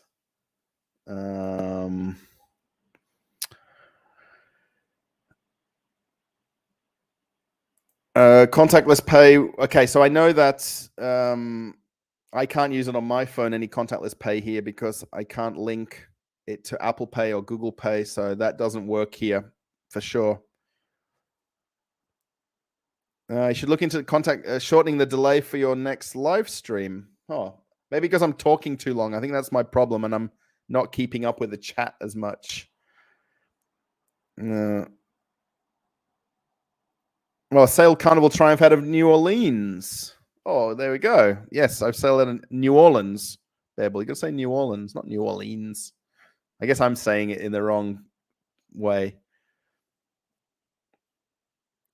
MiaPay is a convenient application from the Mia payment system for contactless payment using a smartphone. Yeah, I think MiaPay works here. I think that's another one that does work. Most of all these payment things, it does bother me that it doesn't work, but as long as I can find a way around it, I'm happy. The fact I can't use my own card to buy something on my own is a problem, and I have to rely on my wife's card, and her giving me cash is a problem. I don't like that part. I don't like not having a Visa card in my wallet that if there's an emergency, I've got that as a backup. So if I need to book a flight now to leave the country, I can't use that card to pay for it because I can't log into any of the airline websites here. So some websites are blocked, and most are blocked for bookings in and out of Russia. So yeah, people were claiming mental. Oh my gosh, now I'm going right behind. Were mental injuries. Yeah, there was the one lady that sued for emotional bruising on that cruise because she was in line for food too long, and she didn't win the case, but emotional bruising is what she sued for. Purvis enjoyed the cruise on the Carnival Triumph. I sailed in her out of New Orleans. Sorry, I missed you on her. Yeah, I think I wish I was more into YouTube back when I was on the ships. I could have done a lot more for a lot of years. He just reads his response to intern. Yeah, that's right, Pirate. Yes, sorry. I think it was. I had a good time. Yeah, I love the Carnival Triumph. I wish I could have been on the last cruises when the ship went to dry dock in Spain, and that was actually during then when they had the COVID lockdown. I would really have liked to have done that last sailings on her and things like that. So,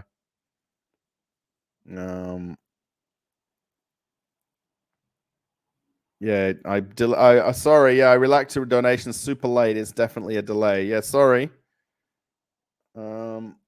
Yeah, I'm very lucky that I don't have lots of people here. If I had thousands, then I wouldn't be reading half the things.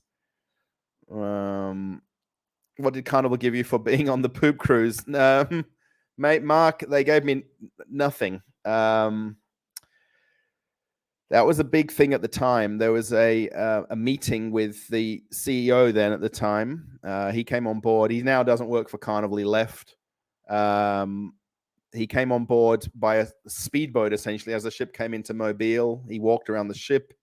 He met a lot of the guests. He got booed. He got cheered. He got booed. Then he met with all the crew after the guests had left. And he was super nice, super stressful situation. Meaning these sort of things had never happened before. A lot of things that happened on that sailing had never happened in the cruise line's history. So they don't really have a playbook for everything. They've got procedural things to go through, but a lot of things, I remember meeting him, and you could see this stress on his face, the compassion he had for the crew who had helped get the ship back to port and help all the passengers. And so many people were so happy and receptive about it. And then, of course, there's then the people that are cuckoo who want to say their own things. So I got a bag of Skittles. I remember they gave when the candy store on the ship. So the what's the candy store called? the candy store on the cruise ships. They opened not for free, but they basically emptied all the candy out of the machines and out of the containers, and they bagged them up and gave them to crew members in the mess one day. So I got a bag of Skittles. I remember that clearly that day when I went down there, and I was as an Australian, right? And I'll be very, very honest, as an Australian, we'll help in any situation if it's good or bad or something goes wrong. I helped here shovel snow in winter with the local administration, not knowing that I shouldn't have helped, but and we'll run into a situation and help somebody. We'll help a mate. We'll help a friend, a family member, anybody that needs something. If we can help somehow, an Australian, we would. And I did a lot of work on the ship.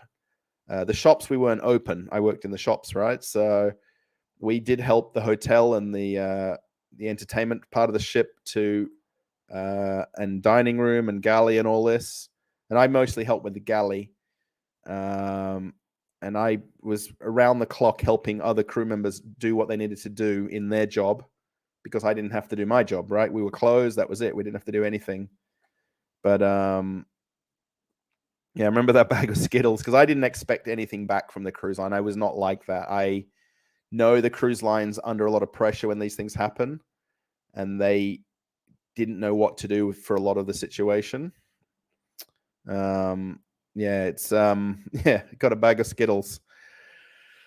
I'm just wondering, because the donations show up late in the streams and it feels like there is a minute or two delay. Yeah, sorry, Jacobond. Sorry. I will if I do see a live, what do you call this?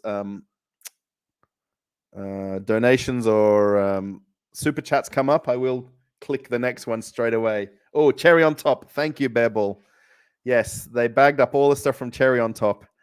And sorry, I just looked over at the live of the chat over here. So, and yeah, there was a point where they were rationing the drinks and the juices and the sodas for crew because they were prioritizing the guests.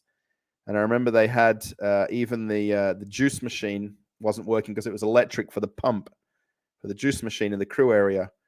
So they had like carafes of juice, and we were basically sharing the carafes of juice. We even had to share the paper cups. I know that doesn't sound hygienic, but the cruise ship has only so much backstock of, necessities like toilet roll, paper cups, napkins, anything, envelopes, red pens, if you like. And they just didn't know how long it would take to get back to port, how long until we get more supplies, how long we could get replenished.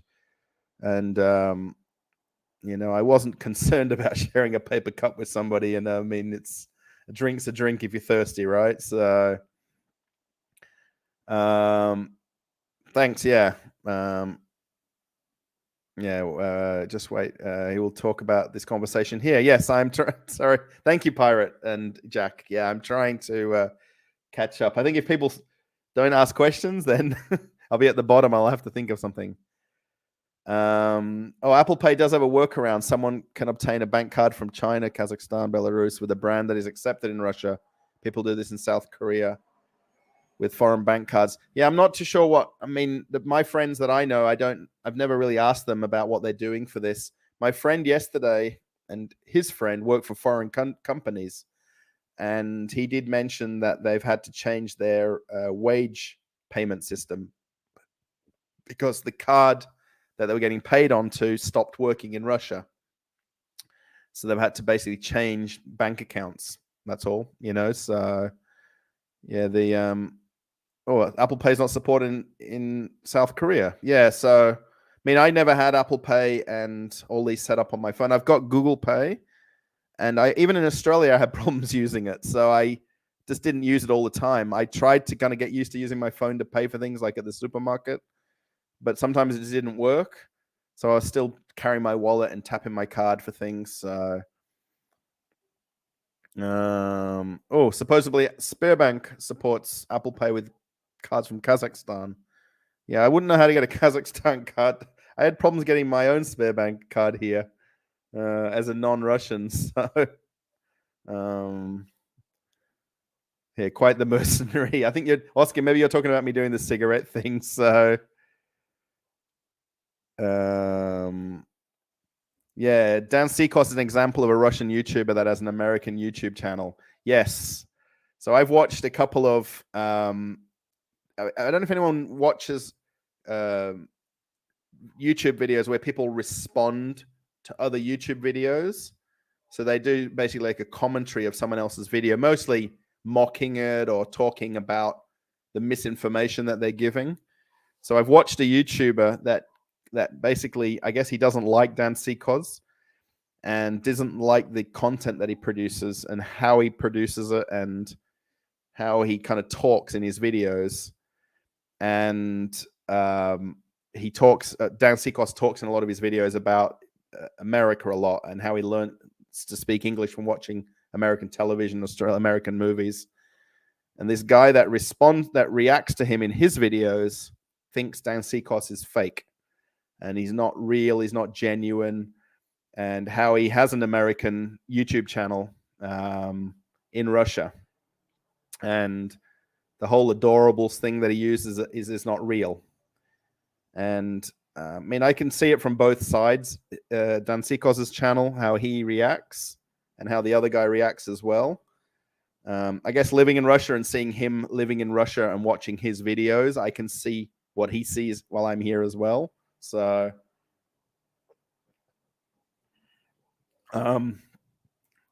yeah, that's the thing. Yeah, if you've got an American channel, so you'll get paid in American dollars into an American account or whatever account he gets paid into, and then however he gets his money.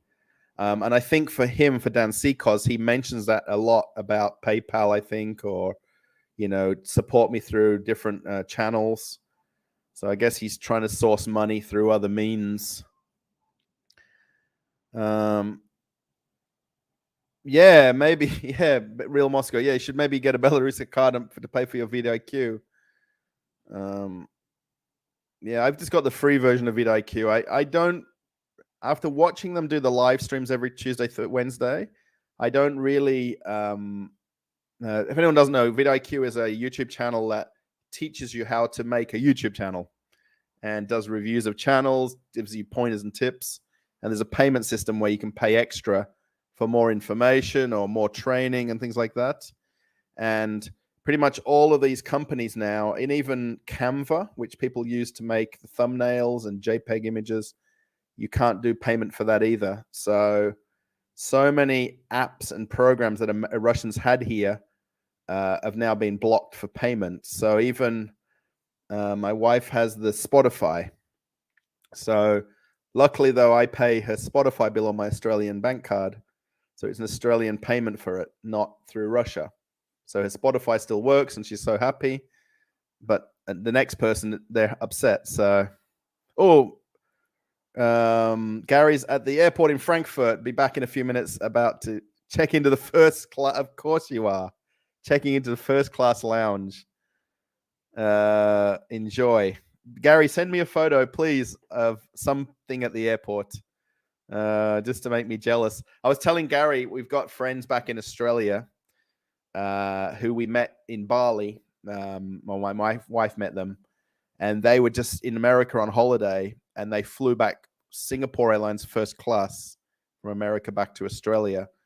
And that Singapore Airlines first class has got like a 2-room cabin, I guess, or seats where you've got 2 business class, first class seats with a barrier in between, and it folds down into a bed.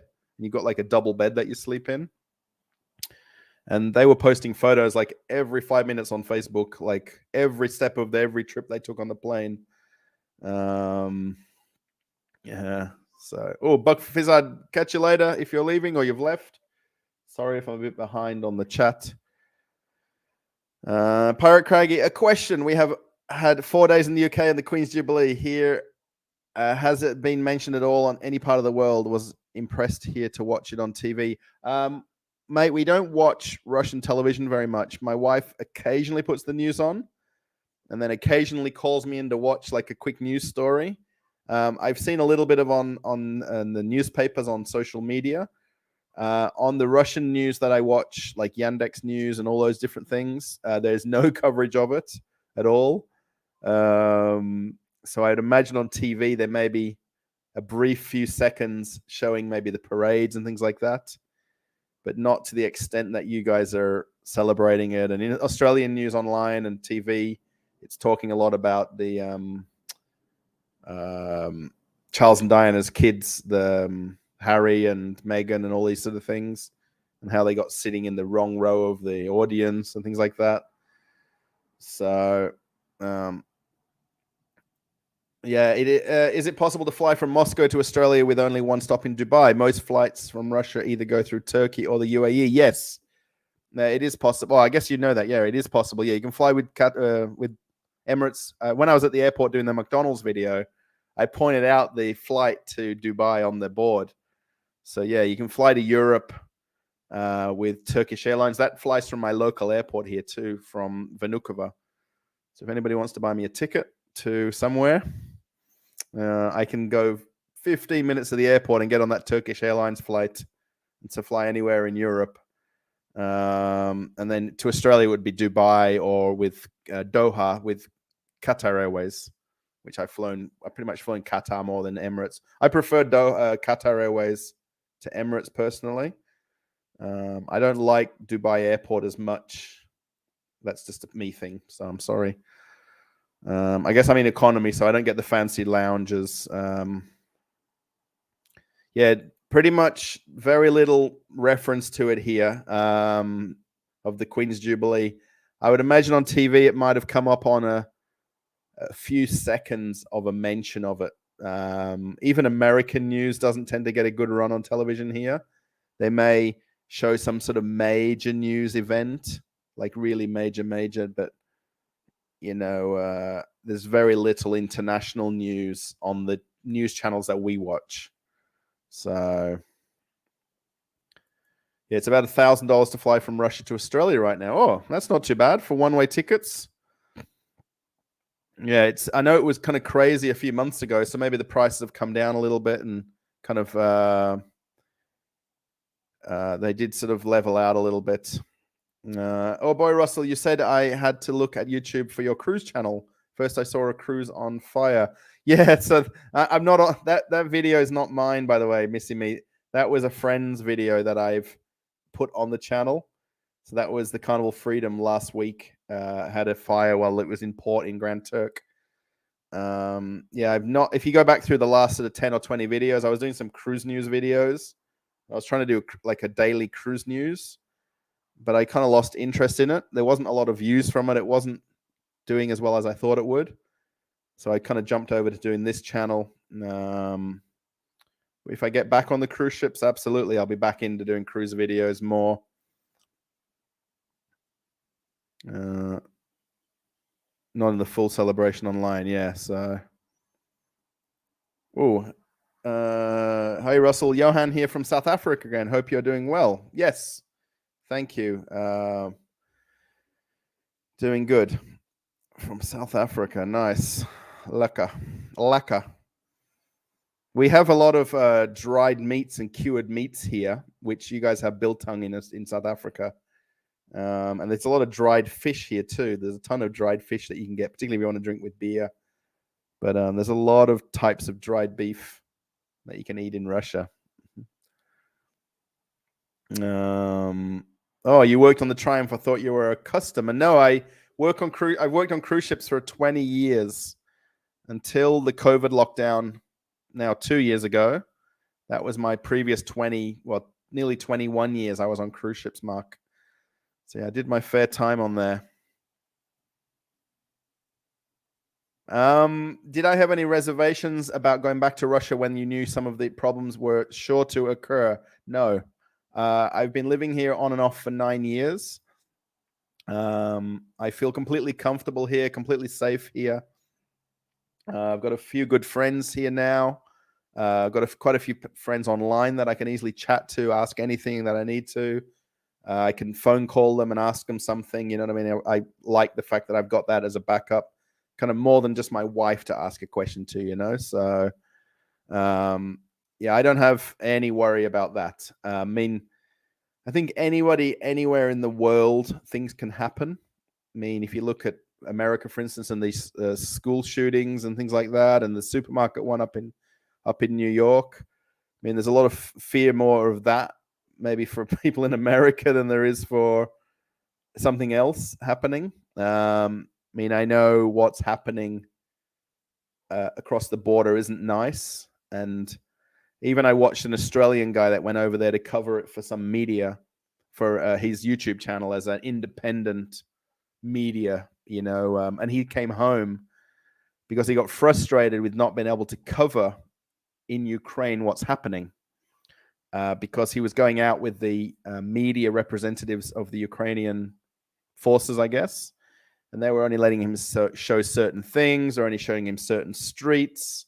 He could only walk down certain roads, and he didn't feel he could cover the story completely. And actually, even I've watched now 2 YouTube channels, not his. His channel is called Willie Beats Cancer, and I think that's his first or his last name, Willie Beats Cancer. And I watched 2 YouTube channels with coverage in Ukraine, and both of them showed the same damaged tank, and both of them covered the same shopping center that was damaged. So I imagine they're getting taken to the same places to shoot the same streets and buildings and roads, and that's my one-off thing about it. So yes, no reservations. I was going on the Carnival cruise from Galveston, Jamaica, and other stops in 2020, but it got canceled due to COVID. I still have yet to go on a cruise. Yeah, a lot of people got canceled. I mean, there's so much drama for them 2 years because the cruise lines were a lot at the mercy of the CDC, Center for Disease Control, and what they could do or let allowed to happen. And when would cruising restart and things like that. So, Sino wants to know, is Coca-Cola hard to come by? Not at all. I can go to any store and buy it. There isn't as much 2-liter cola, the big bottles. There's a lot more liter bottles and smaller bottles, but Jesus, I'm more thirsty now than I was all last night going home on the train. Yeah, so no, it's not. You can still get it everywhere. I did go to Burger King yesterday. Actually, Burger King has Pepsi, I think, not cola. But some of their post-mix now, they don't have post-mix. So they're reverting now to packaged cool drinks when you get like a Burger King meal or Hungry Jack's. That's probably just because of the supply of the syrups for the post-mix. That's what I understand. So, yeah, Coca-Cola is not hard to come by. The one thing that's important with a lot of this, if you want to, the sanctions is really the banking and the things where they're limiting airline travel from Russian airlines. The brands that are leaving or pulling out or stopping operation in Russia, that's not a sanction. That's self-imposed sanctions, if you want to call it sanctions. So, a lot of the companies haven't 100% committed to walking away. Walking away would basically be locking the door of the Coca-Cola factory, giving the keys to the security guard, and everybody get on the plane, especially who are not Russians, right? And that's it. And then someone would then acquire all of the plant facilities, everything, like what has happened with McDonald's. McDonald's has sold out all 850 locations to another owner or a Russian guy. And he's acquired everything by default, everything, like right down to the toilet rolls in the toilet,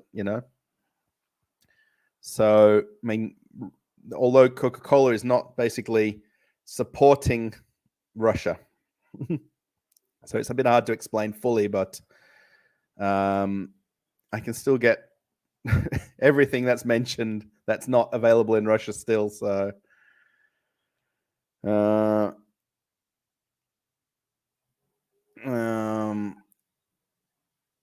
things that happened all over the world.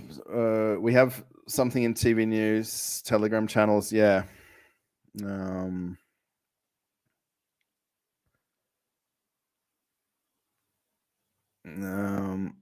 I think I did the super chat. I think this is the same one I did here. Yes. Thank you again, Pirate Craggy, for £3. So yeah, so we We're still getting the microwave, by the way. But my Real Moscow projects will know this. I want to get the microphones, the wireless microphones to do the live streams, especially walking outside. I do have a microphone that I plug into my phone that looks like with a big fluffy wind muff on the front of it. But I want to buy those clip-on Rode microphones, or DJI makes them as well now, I found out today. And at some point in the next month, I'm going to buy them and commit to paying for them. I just need to rearrange the finances. So as long as YouTube can keep us doing well. So if anyone wants to watch 2 videos, please watch.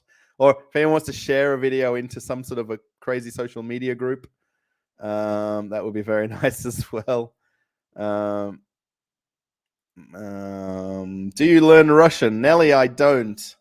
I learn a few words from listening to it, from people talking, from trying to remember things that that people say. Am I learning Russian? No. Should I learn Russian? Yes. Is it my fault? Yes. Blim Jim, I think this is your first comment tonight. Good to see you here in the live stream. I know you've watched other live streams, so thank you.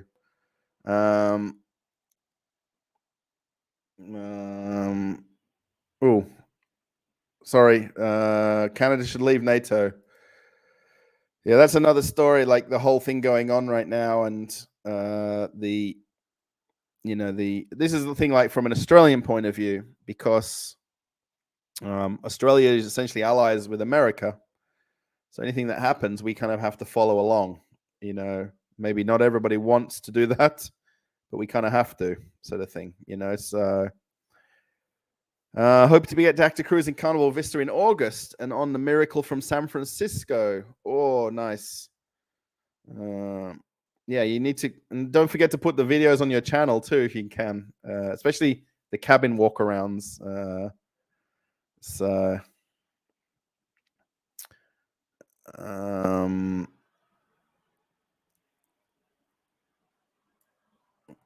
Yeah, there are some Ukrainian bloggers that show more things going on. Yeah, I guess the whole thing there is it's how much access people have to areas in Ukraine or in Russia, for instance. And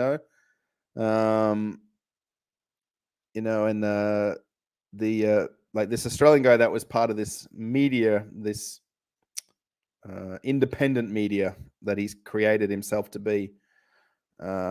It's interesting to watch that last video because I watched his videos for a while, then he just disappeared, and he ended up flying back home from Ukraine to Australia through Poland and so forth. And he made a video talking about it and how he just got so infuriated and frustrated by everything that he couldn't film that he came back. So yeah, and would enjoy cruising to Alaska. Yeah, out of San Francisco. Oh, sorry, San Francisco. They do cruise to Alaska from that far south, but they predominantly do them out of Seattle or Vancouver up to Alaska. Can go right up to Anchorage, but you normally stop in Juneau, Ketchikan, Skagway, and then the Canadian ports tend to be Victoria.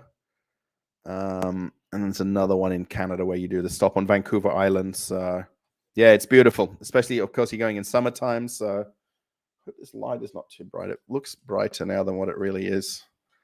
Sorry.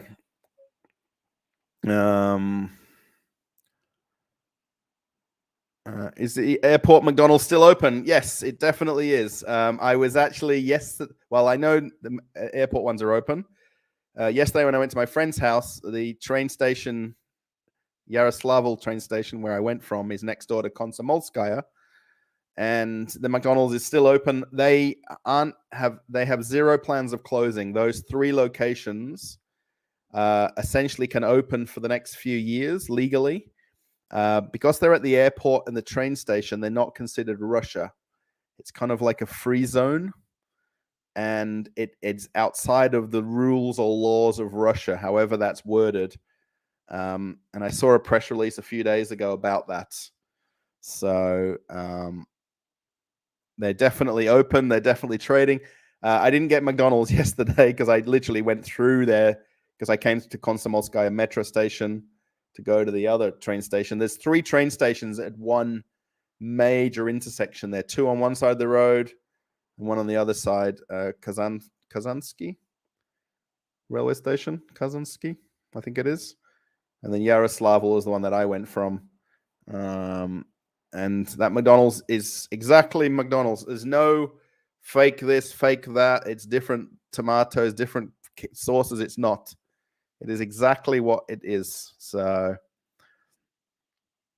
Google review some of the McDonald's. I left a review in Russia at a lot of them. Yeah, pretty much on Google now, they're all coming up as closed. And I know that there's 3 that are still open. So yeah, this was a big thing, James, from the American side of it. There was a massive social media blitz at the very beginning, telling everybody to go on every Russian restaurant site, every Russian hotel site, every Russian Airbnb site, and put negative comments so that they lose business, they lose rankings, they lose ratings. And they were sadly removed. Yeah, I think the powers that be basically did that. Maybe Google did it. I don't know, but I know from Yandex's point of view. So Yandex is kind of like the Russian Google. Even when I post reviews on there with my account, my Russian account here for Yandex, they sometimes don't approve my reviews either. So yeah. No, there is I believe there's about 100 across all of Russia. CNOT. I'm not sure of the exact number for Moscow and Moscow region. I know that in St. Petersburg there's some open as well, but for Moscow region, 100%. There's only 3 locations, 2 airport locations.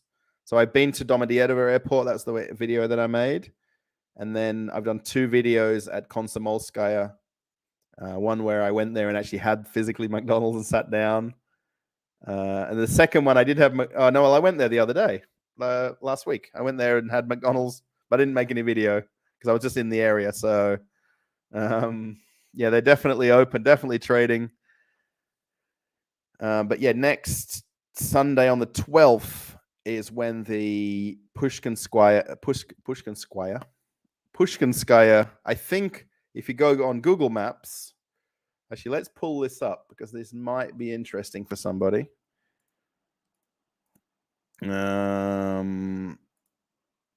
Let's pull this up. Let's do that.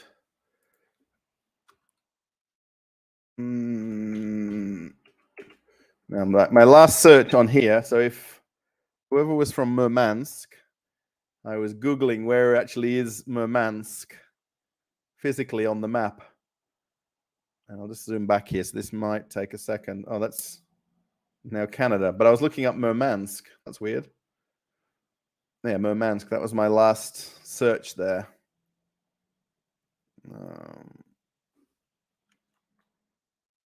McDonald's Komsomolskaya Square. So this is the McDonald's that I went to here. Actually, that's the building at Christmas time. Right, there you can see McDonald's. Actually, in the picture, it's closed. I think, is it? But that's in Christmas time. Yeah, that's the one there. Look at that. There's nobody in there in that photo. That's never been. Every time I've been there, it's not been like that. These must be old photos, like very old. Yeah, that's the kind of the view from across from the other side. What I really wanted to show you here is the one at Pushkinskaya. Pushkinskaya. This Svarskaya, that's it right there. So if I go to the terrain view, if that pulls up, how's my internet struggling?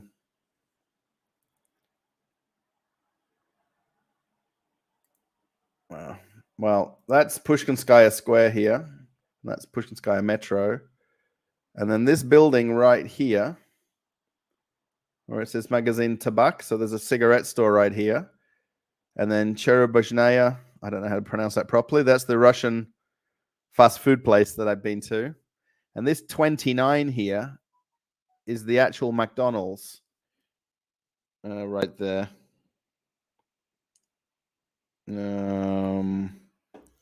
Thank you, Gary, for sending pictures. I'll have a look in a second. Yeah. So that 29 there is where the McDonald's is meant to be, or was, or is. And I don't know why it's not showing the terrain view, which would be nice.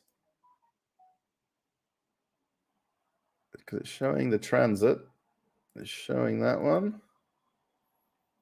But yeah, that's the building. Where are we again? So even the McDonald's have disappeared off Google completely. So whatever the name is going to be next Sunday, that's exactly where it'll be. So, have you got any favorite places around Bradford area which you used to like to visit? Ever visit Knaresborough? I've been to Knaresborough. I've got a friend in Knaresborough.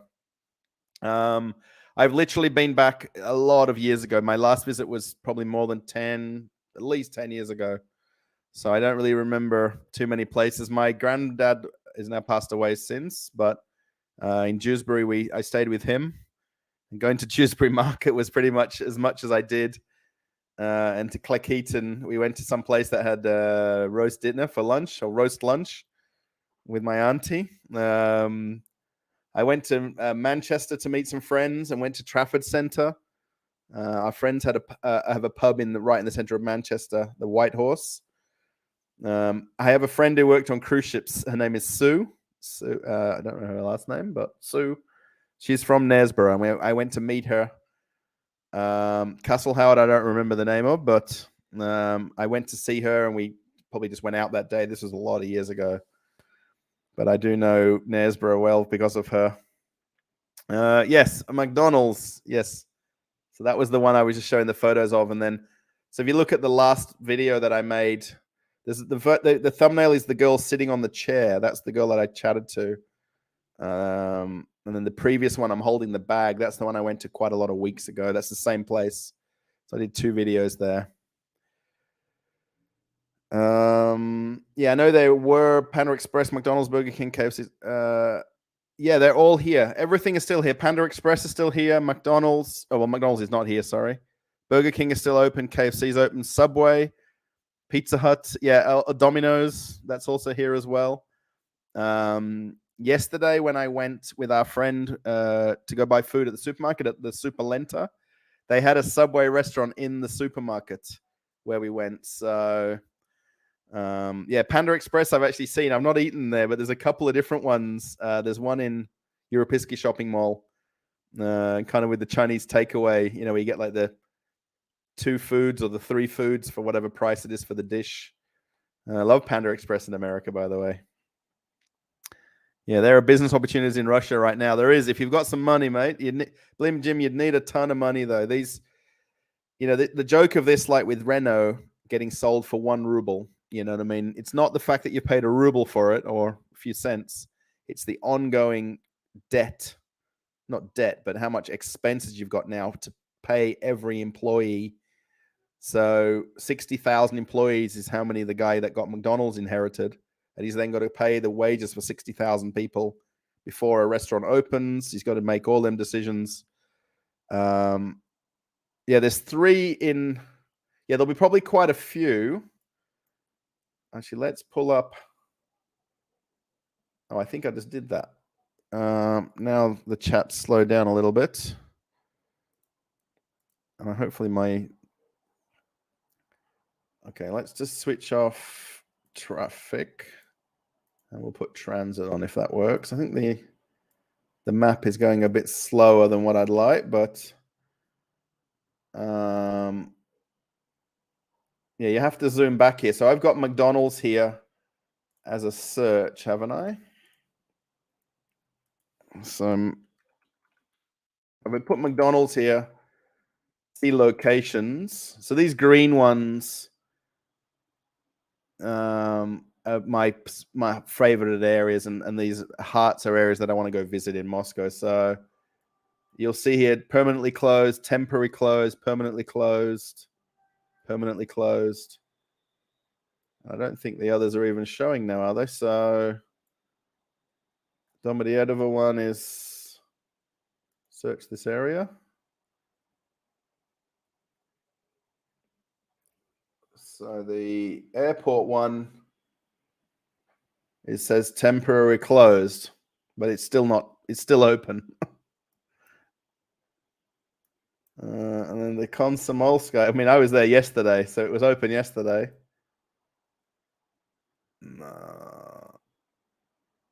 Is it coming up for? Where is Komsomolska? It's over here, isn't it? Yeah, permanently closed, but they're open. So yeah, there's 3 of them officially open, and that's an absolute guarantee. So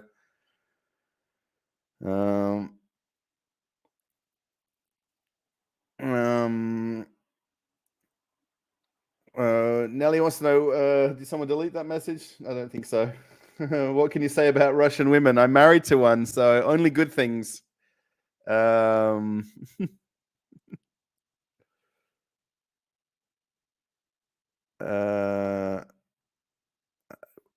Is that where's my last question here? What happened? Yeah, only good things, Nelly. Okay, all the ones that I know and who I've met, Real Moscow projects, everybody super nice, especially once you get to know people. It takes a little while to get to know people and to come around to them or them to come around to you. But people are super friendly. They're super giving, in terms of, giving you things, whether it's either physically something or giving you their time or their energy or their, knowledge and things like that. I mean, I'm sure there's a few gold diggers like there is everywhere in the world, you know what I mean? But genuinely, all the people that I know, very nice, caring, loving, everything like that. Taco Bells. I don't know about. I don't think I've ever even seen Taco Bells. Is there a Taco Bell Moscow projects? No, I don't. I don't think I've ever seen one. There is a Carl's Jr. in a couple of places. Am I going to go visit the Oscanarium in Vegas? Galia Advivra. It's a very beautiful location. I guess you mean like the aquarium there. I know about it. I've been to that mall a few times, but I didn't have any plan to go there. I guess I should. I really want to go to the Mosquarium. Is that what it's called? The one at Vadenha. That's the one with the big like dolphin shows and killer whale shows and everything like that, and sea lion shows. I just really want to find time when my wife doesn't work, so we tend to clash, or a lot clashes around her schedule with her clients for nails and stuff. So I got McDonald's last night. The price in the US has soared. It was $12 for a crispy chicken sandwich, large fries, McFlurry, and 2 cookies. Wow. Yes. Yeah, here, what was the last time I got that McDonald's meal? When I went last week, it was 220 rubles. So it was about $4 or $5 for a medium Big Mac meal. So let's just call Big Mac, medium fries, medium Coke. It was about $5. It's gone up a little bit. It was less than 200 rubles at a normal city location. Going back when they were open, right? So it's gone up a little bit. And it's also at a train station and airport. So personally, I'd expect it to be a higher price. But typically here in Russia, it's not that high of a price. I think for me, higher prices are when I go to the movie theater and stuff like that. I used to go to Vegas a lot, not much since COVID. Are you talking about the Vegas in Vegas or the Vegas in Russia? Because there's the Vegas here in Russia too. So,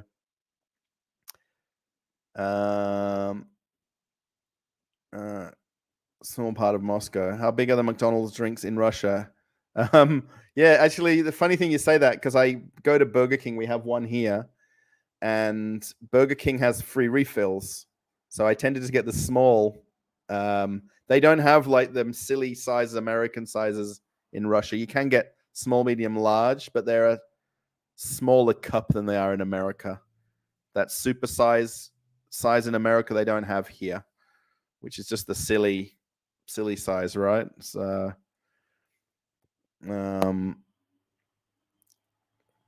I've not been to a movie theater since COVID. I still don't feel comfortable in crowds, and people always cough in there. Yes, that's true, Janice. Yeah, the movie theaters kind of like airplanes, right? That from how many years, forever before COVID, people always had that inferiority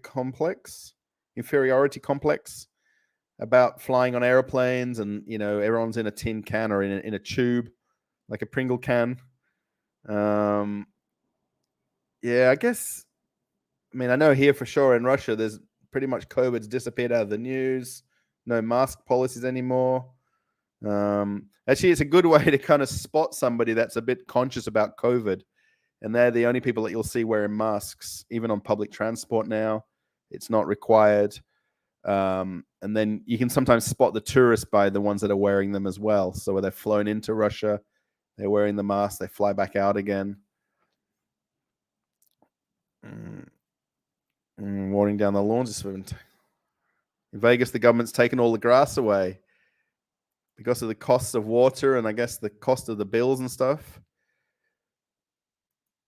Oh, I should cook shepherd's pie with a Russian twist. Oh, shepherd's pie I love. Yesterday at our friend's place, being that they're from Denmark, we had mashed potato, and I told them it's the first time I've had mashed potato, I think, in Russia in 9 years. My wife knows about mashed potatoes from Australia, but we wouldn't typically have it here. We just have potatoes. We wouldn't mash them and stuff like that.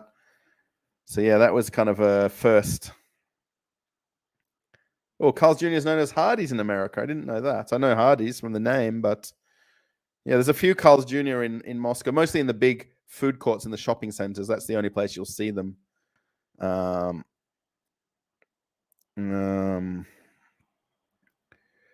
the honesty on YouTube tends to be pretty good. It's great to have a sense of other people's lives around the world. Yeah, Pirate Crag, I completely agree. I am slowly, especially watching other Russian YouTubers or people in Russia or Ukraine. Excuse me.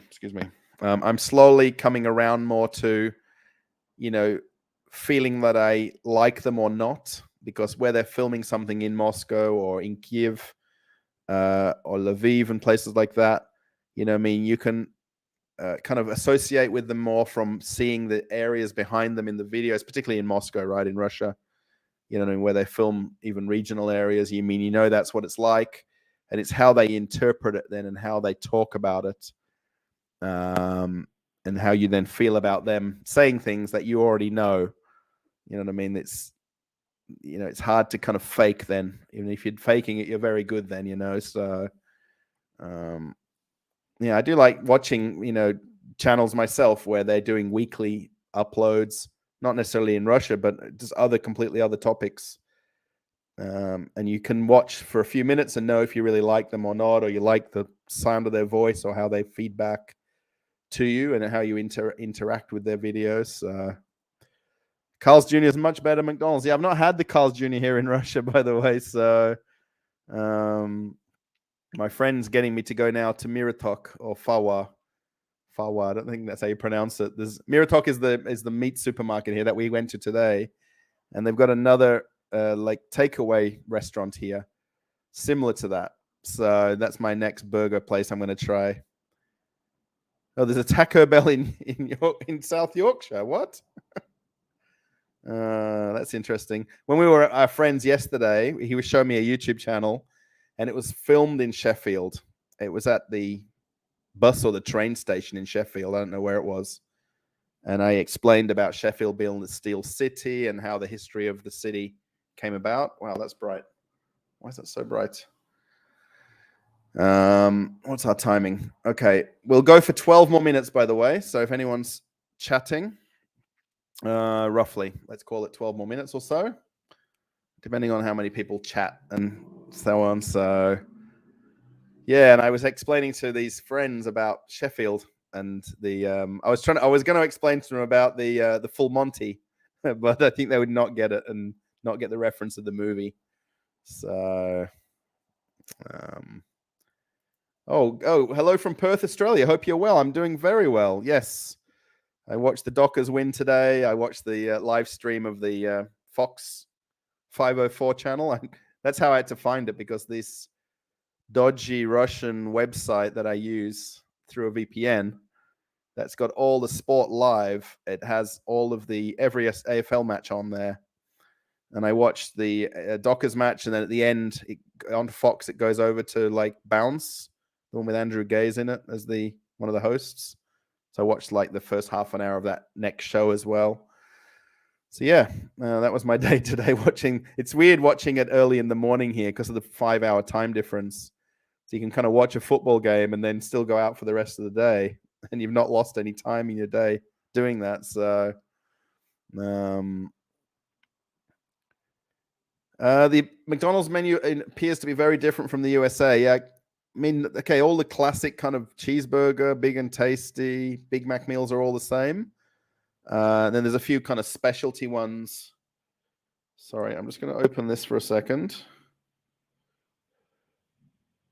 I'm just going to say, have a safe flight. I'll look.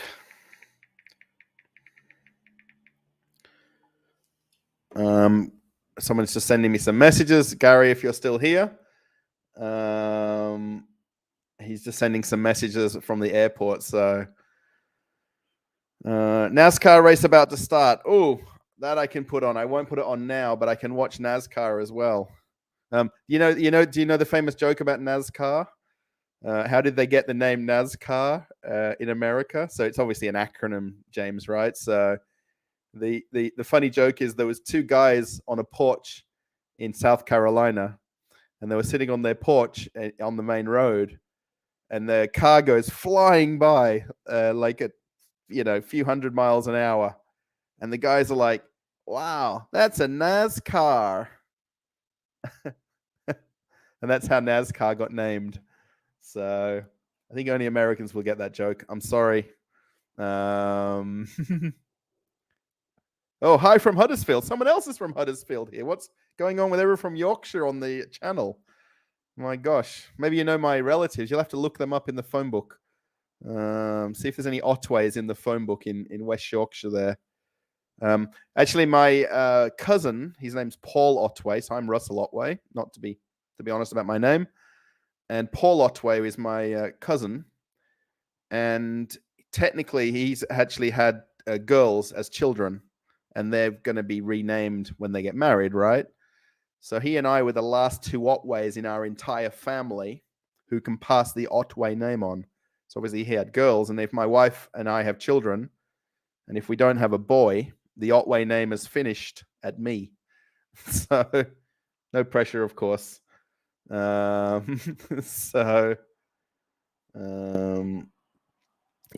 and they live in Clackeaton. So,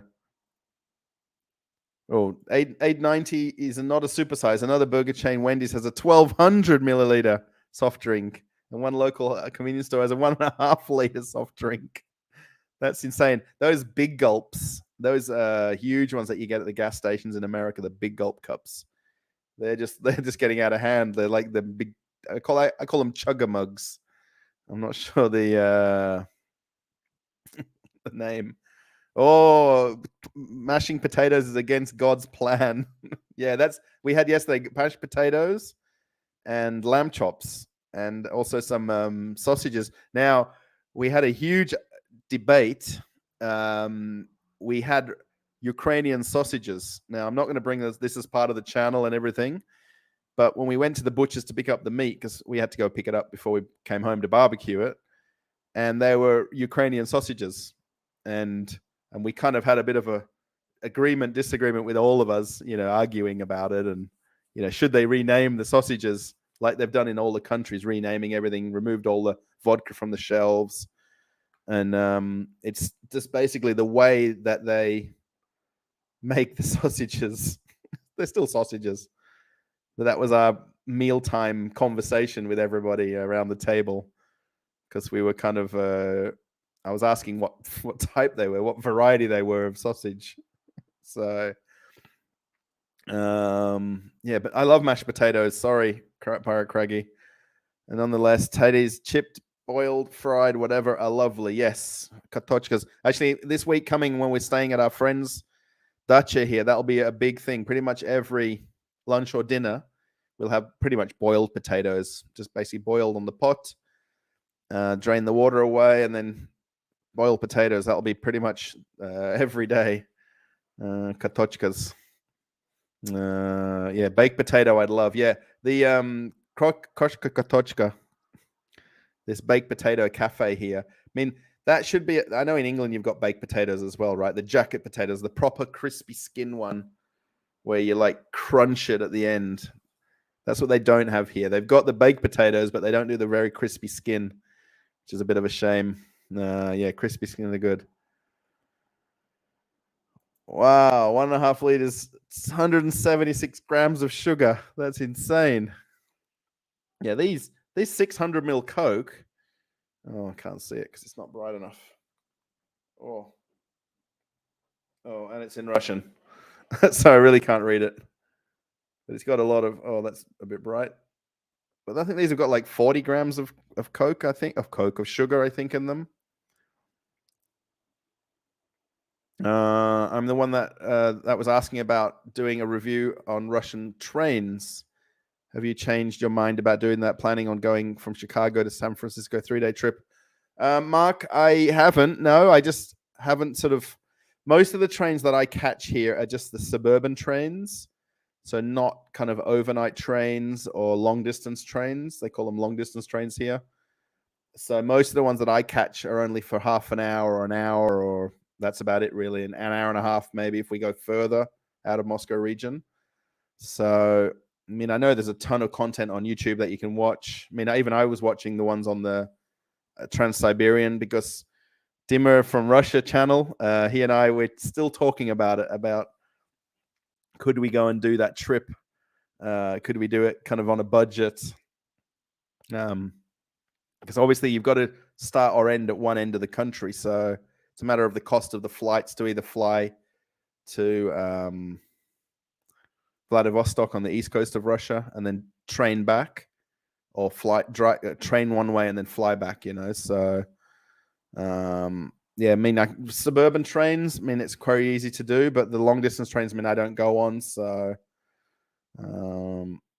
it's definitely on the list, Mark. I hope when the new Moscovich releases, you give us a tour. I guess. Oh, the new, not McDonald's. Yeah, next Sunday the 12th. Unless the world ends. Sorry to say that. That's my line I have on the cruise ships a lot. Unless the world ends, we'll still be open tomorrow. So buy your t-shirts today before something happens. And that's our sales pitch on the cruise ship a lot. So yeah, I'll be there next Sunday. So, and then Real Moscow Projects, if you want to join us. Why is that much chat already? I love cheesy potatoes. Probably very bad for you. Yeah, the baked potato with grated cheese on top. Yes. Carl's Jr. is known as Carl's Jr. in California. Sending you pictures. Yeah, I got the pictures, Gary. I'll check them a little bit later so I can look at them and not. Yeah, NASCAR. Oh, thanks, thanks, Pirate. You got my joke. No. Oh, you're sending. Oh, I guess you guys are sending each other pictures. How much is gasoline in Moscow now? It hasn't changed from 3 months ago. It's probably gone up 1 or 2 rubles, literally. So between about 46 and 50 rubles for 92 or 95 petrol. I think maybe 52 rubles, 53 rubles.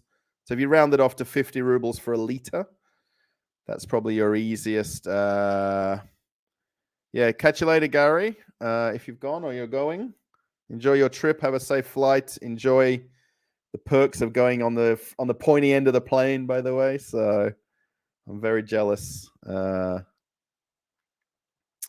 Yeah. Where can I see your bio? I don't really have a bio. I don't know what that means, but I guess in the about page of the channel, there's be something. I don't know. Yeah, I don't think we've really got a bio on there. By the way, we've got 49 likes. This is the first time I've just looked because I was looking at the other screen. So yeah, there's 49 likes on the. Oh, that's why, because I've got 2 open. That's silly. Oh, and then we were up to 6518 subscribers from 6512. That's why I had 2 of them open. Let me close some of them. I'm trying to limit the amount of things I'm using on the internet to allow the quality of the internet to stay strong. So, yeah, I don't really have a bio, unfortunately. I don't even on like LinkedIn. I guess you could look me up. Mashed potatoes against God's plan, and I love garlic mashed potato. Come on, yeah. Even on the cruise ships, Bebel, they had nice mashed potato, but it was basically packet mashed potato on the ships. They don't have a guy like a Filipino, Indonesian guy mashing potatoes. That's the only thing on the cruise ships. It wasn't real mashed potatoes like they would be in Ireland, or even yesterday with our Danish chef, which was my friend's wife. So. In my local area, gas is going for $1.32 a liter, and one station in California is sending gasoline for $2.53 a liter. That's crazy differences. Crazy. In Australia, we got over $2 an Australian $2 Australian a liter at one point. First time I've heard an American Southern accent coming out of an Australian. Wow, I thought I had heard it all. Yeah, John. I guess it's the NASCAR thing is kind of that running joke that I always used on the cruise ships. I mean, I was 20 years working on cruise ships predominantly out of America, so to know a lot of things about America was from working on the ships there and interacting with guests. Oh, there we go. So Real Moscow said from 44 rubles to 48, 47 to 57. There we go. Oh, you know this better than I do. And gas from 18 to 24. So there you go. So I was going to say 50 rubles a liter, I guess, is a good round off for most of the 92, 95, 98.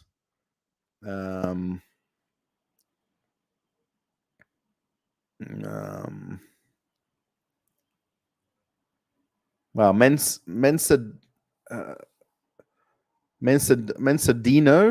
California is the highest price for gas at almost $10 a gallon. What's going on in Mensadino? That's crazy. Oh, mashed cauliflower.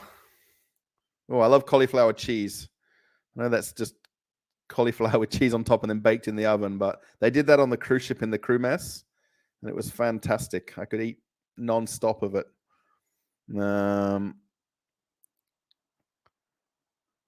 Yeah, remember the days when you couldn't have electronic things on the plane? I do. Yeah, I remember that at the time. I remember even you couldn't have your glasses. What was the thing with the glasses? The glasses case.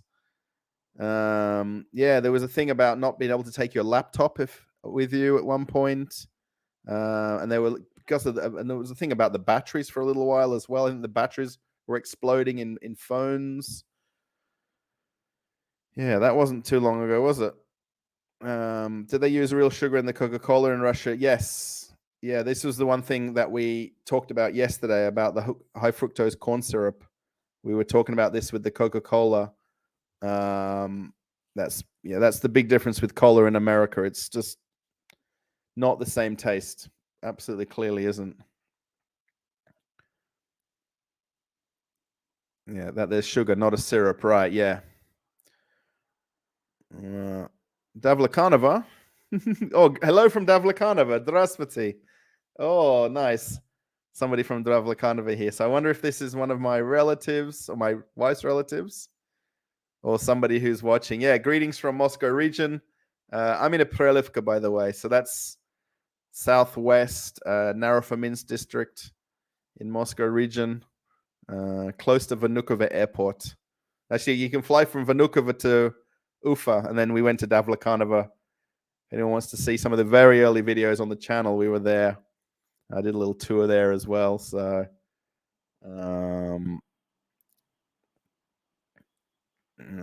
still watching your back. Thank you, Gary, and Bearball as Moscow Projects as well. And we haven't seen our friends tonight, Gary, by the way, that were on Constantine's channel. So I'm not sure what happened with them not being here, but essentially there's no little cog next to somebody extra's name now on the channel. So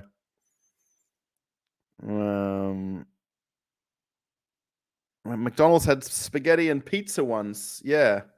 In when you go to Bali and go to KFC in Bali, you can get chicken and then you get rice. You get white rice with your chicken. So you can get chicken leg. It's called Mantrap 1, I think it was. You get like a chicken leg, a cup of rice, and a drink. The chicken legs in Bali were amazing at KFC. Packet mashed potato. Yeah, that's what they do on the cruise ships. They even have the packet eggs. Anything they could do in bulk and make it easier and cheaper. That's what they did. So, Gary, thank you for the super chat for 20 euros. Thank you very much. These microphones are coming a lot quicker than I think.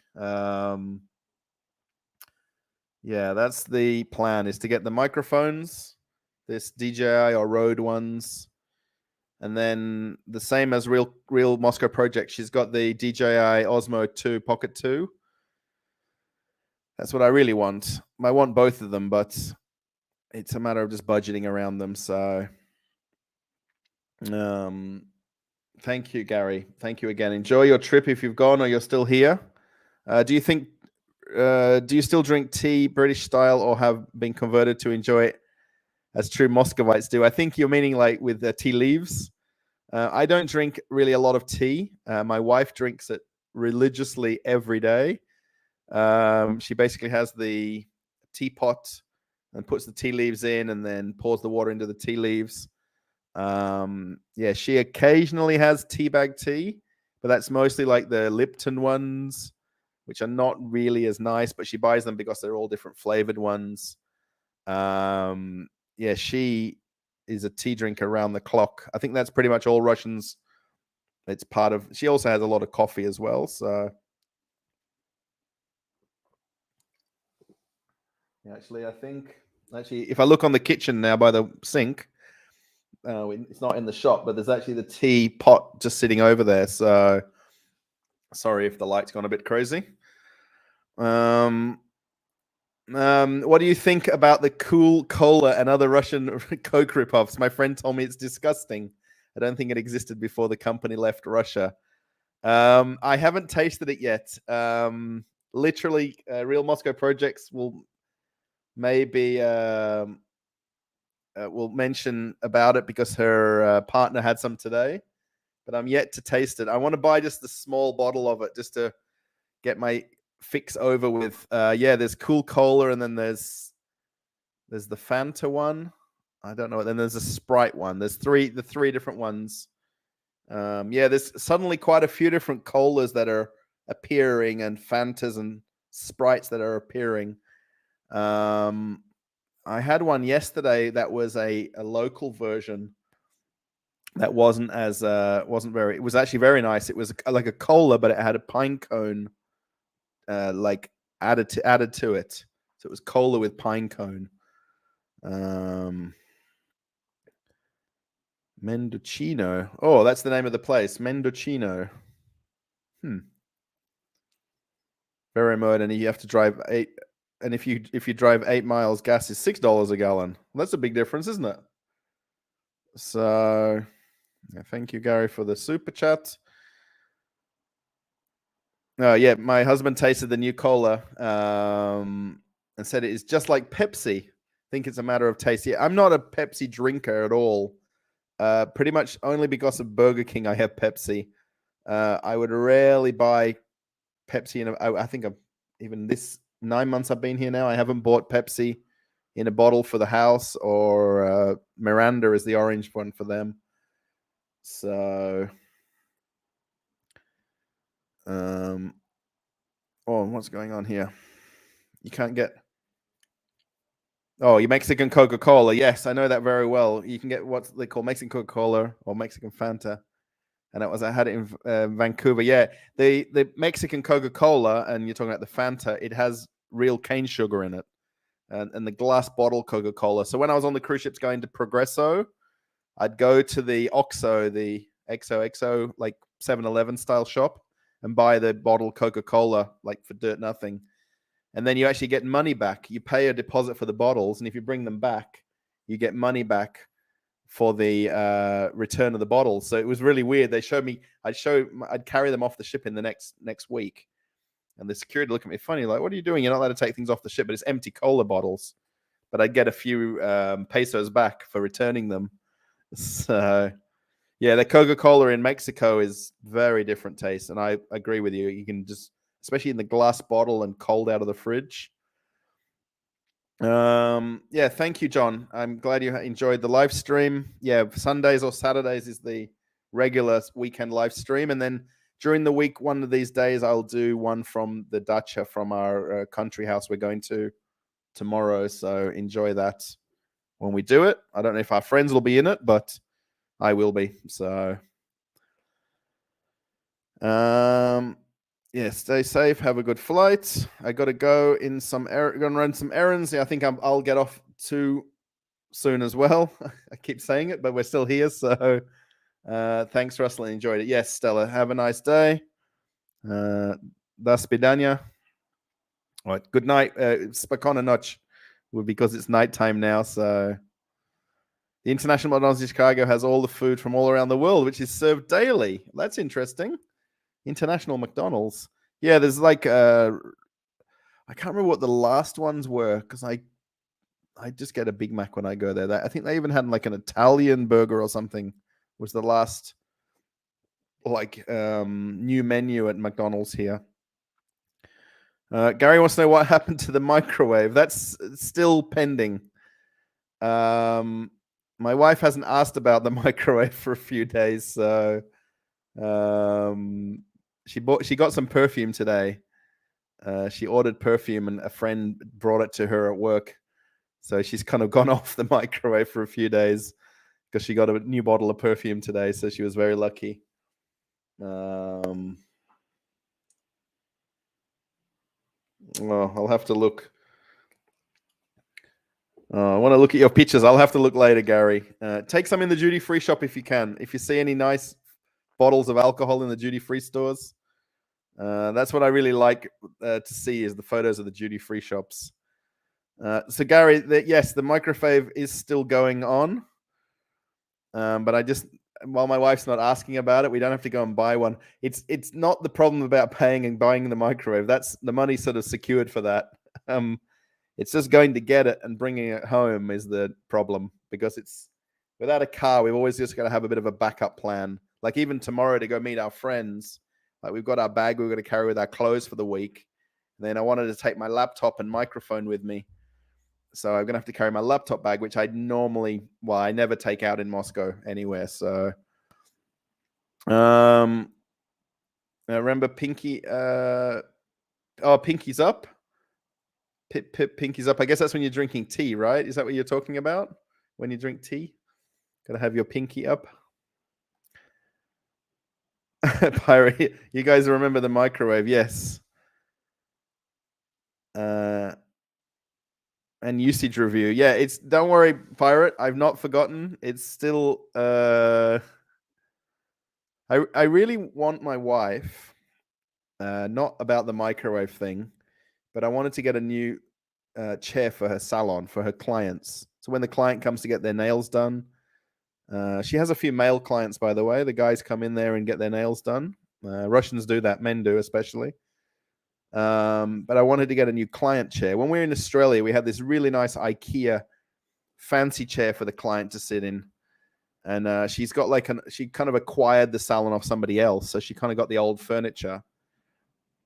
And now IKEA's not here. We can't easily go to that place, but we can go to Hof, which is kind of similar to IKEA. And I want her to buy the furniture for her salon to renew some of the salon equipment. That's kind of the plan, really. You want to see cup of noodles in it done or something? Yes. Yeah, it's not cup of noodles here. What Moscow Project? What's the name of the box noodles here? They're very cheap ones that all the students have. We've got some in the cupboard here that you just put the boiling water in. It's not cup of noodles. Mendocino. Oh, I'm still saying chino. How you say Mendino? Mendoza, I'm still getting it mixed up. In the market for the microwavy myself, so I need the review. Oh, you're in the market. We won't be getting a fancy one. It'll be one that's maybe $150 price. It won't be because we don't need it to do all the fancy things. We just need it to heat up things to 1 minute on high, 2 minutes on high. So yeah, they had 3 or 4 different types of cola. It's not Coca-Cola, but produced by different companies that were not popular. Right? Yeah, there was others already, but they just sort of can move forward now on the shelves. Take care, everybody. Thank you, Gary. Thanks for the photos. And I'll see you online, I guess, from Dubai. Send me a message or whatever you want to do. Yeah, Bebel says Pepsi's too sweet. I like cola. Yeah, I'm not a Pepsi fan at all.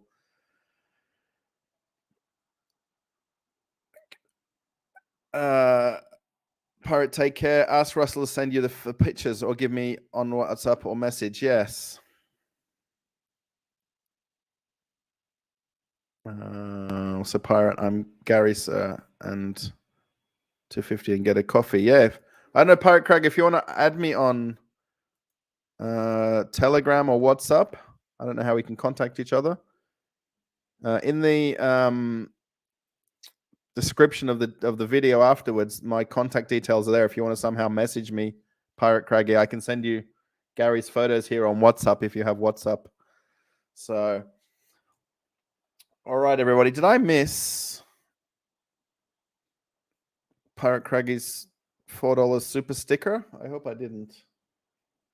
Oh, it's with coffee in the picture because I'm going to look at the other screen for it. Yeah, I like these stickers. This is a coffee cup or a teacup, I guess. You know, my wife has a big habit too of when she drinks tea and coffee, she literally just drinks half of it. So no matter what she pours in the coffee cup or teacups, she drinks half of it. Like today, I did the washing up while she was at work and cleaned up all the kitchen and actually cleaned even the fridge today because I knew we were going away for a week. So I tidied up all the fridge and everything and threw out some of the old things we weren't going to use. But and how many cups and tea and coffee cups that I had to pour out the tea and coffee from before I got to do the washing up. So she has a habit of that, of not drinking all the tea or coffee that she pours herself out. Okay, Russell, Pip, Pirate, remember the microwave. Okay, I think I'm getting too far behind ahead now. Yeah, thank you, Gary. Bye. Sorry. I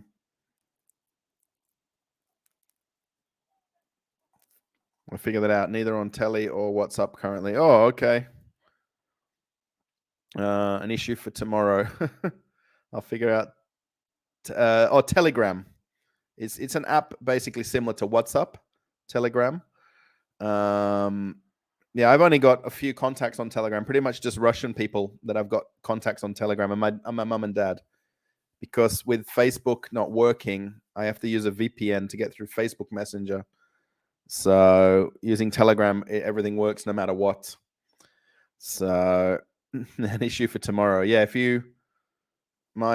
in the search bar once you get the app on your phone, just look up Russell Otway. I think that even on the description on the channel here, on the video description of this video. So it's definitely there.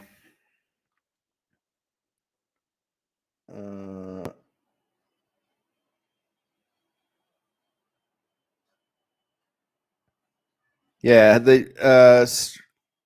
where is that message? It's not there. It's disappeared. Yeah, they just someone just mentioned in there about the there it is, about the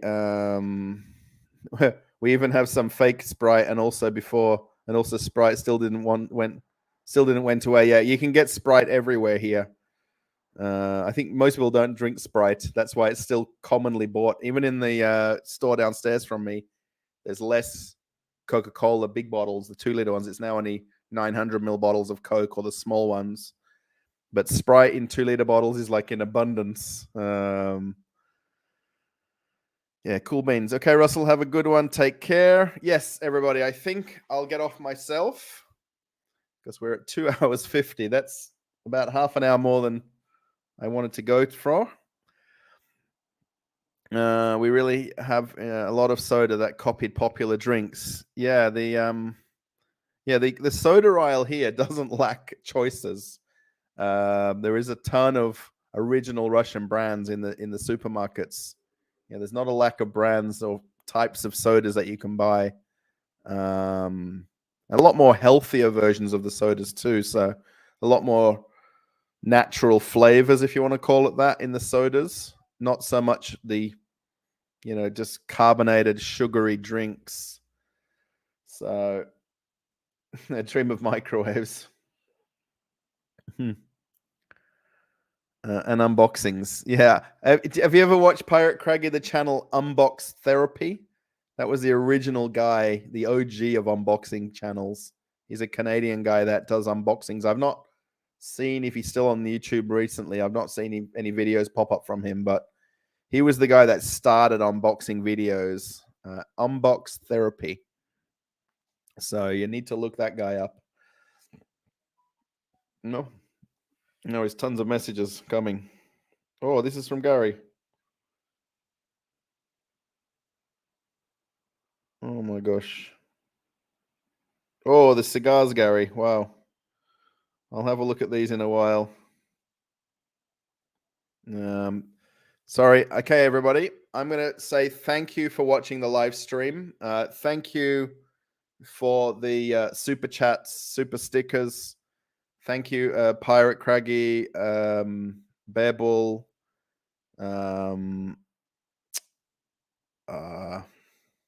Gary, Dr. Gary here as well. Thank you to the moderators of the channel. That's very appreciative of any messages that weren't meant to get through on the live stream. Basically, tomorrow onwards, I'll be in regional Moscow, really in the regional Moscow, like nothing around regional, like literally just small houses and some quiet areas.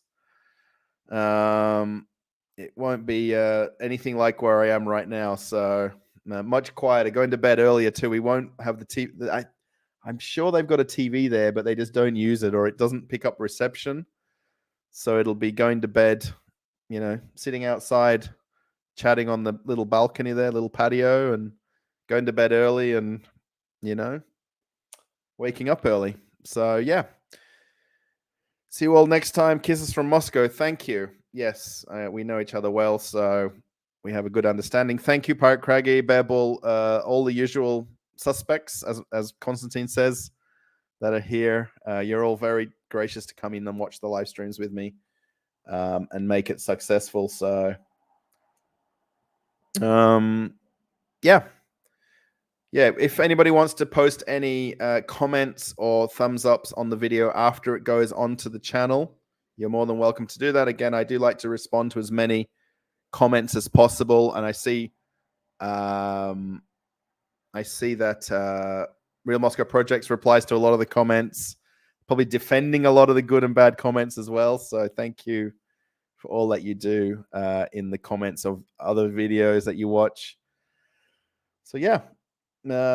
Thanks, everybody. I'll get out of here. Have a good night, good morning, good evening, good day, and off to Moscow region tomorrow. And 11:24 p.m. here in Moscow, signing off. And thanks, everybody, for a great live stream. Watch some more things in the channel. If you want to become a channel member, if you haven't become a subscriber, I'm not sure what else is there. to say. Yeah. Thanks, everybody. Catch you later.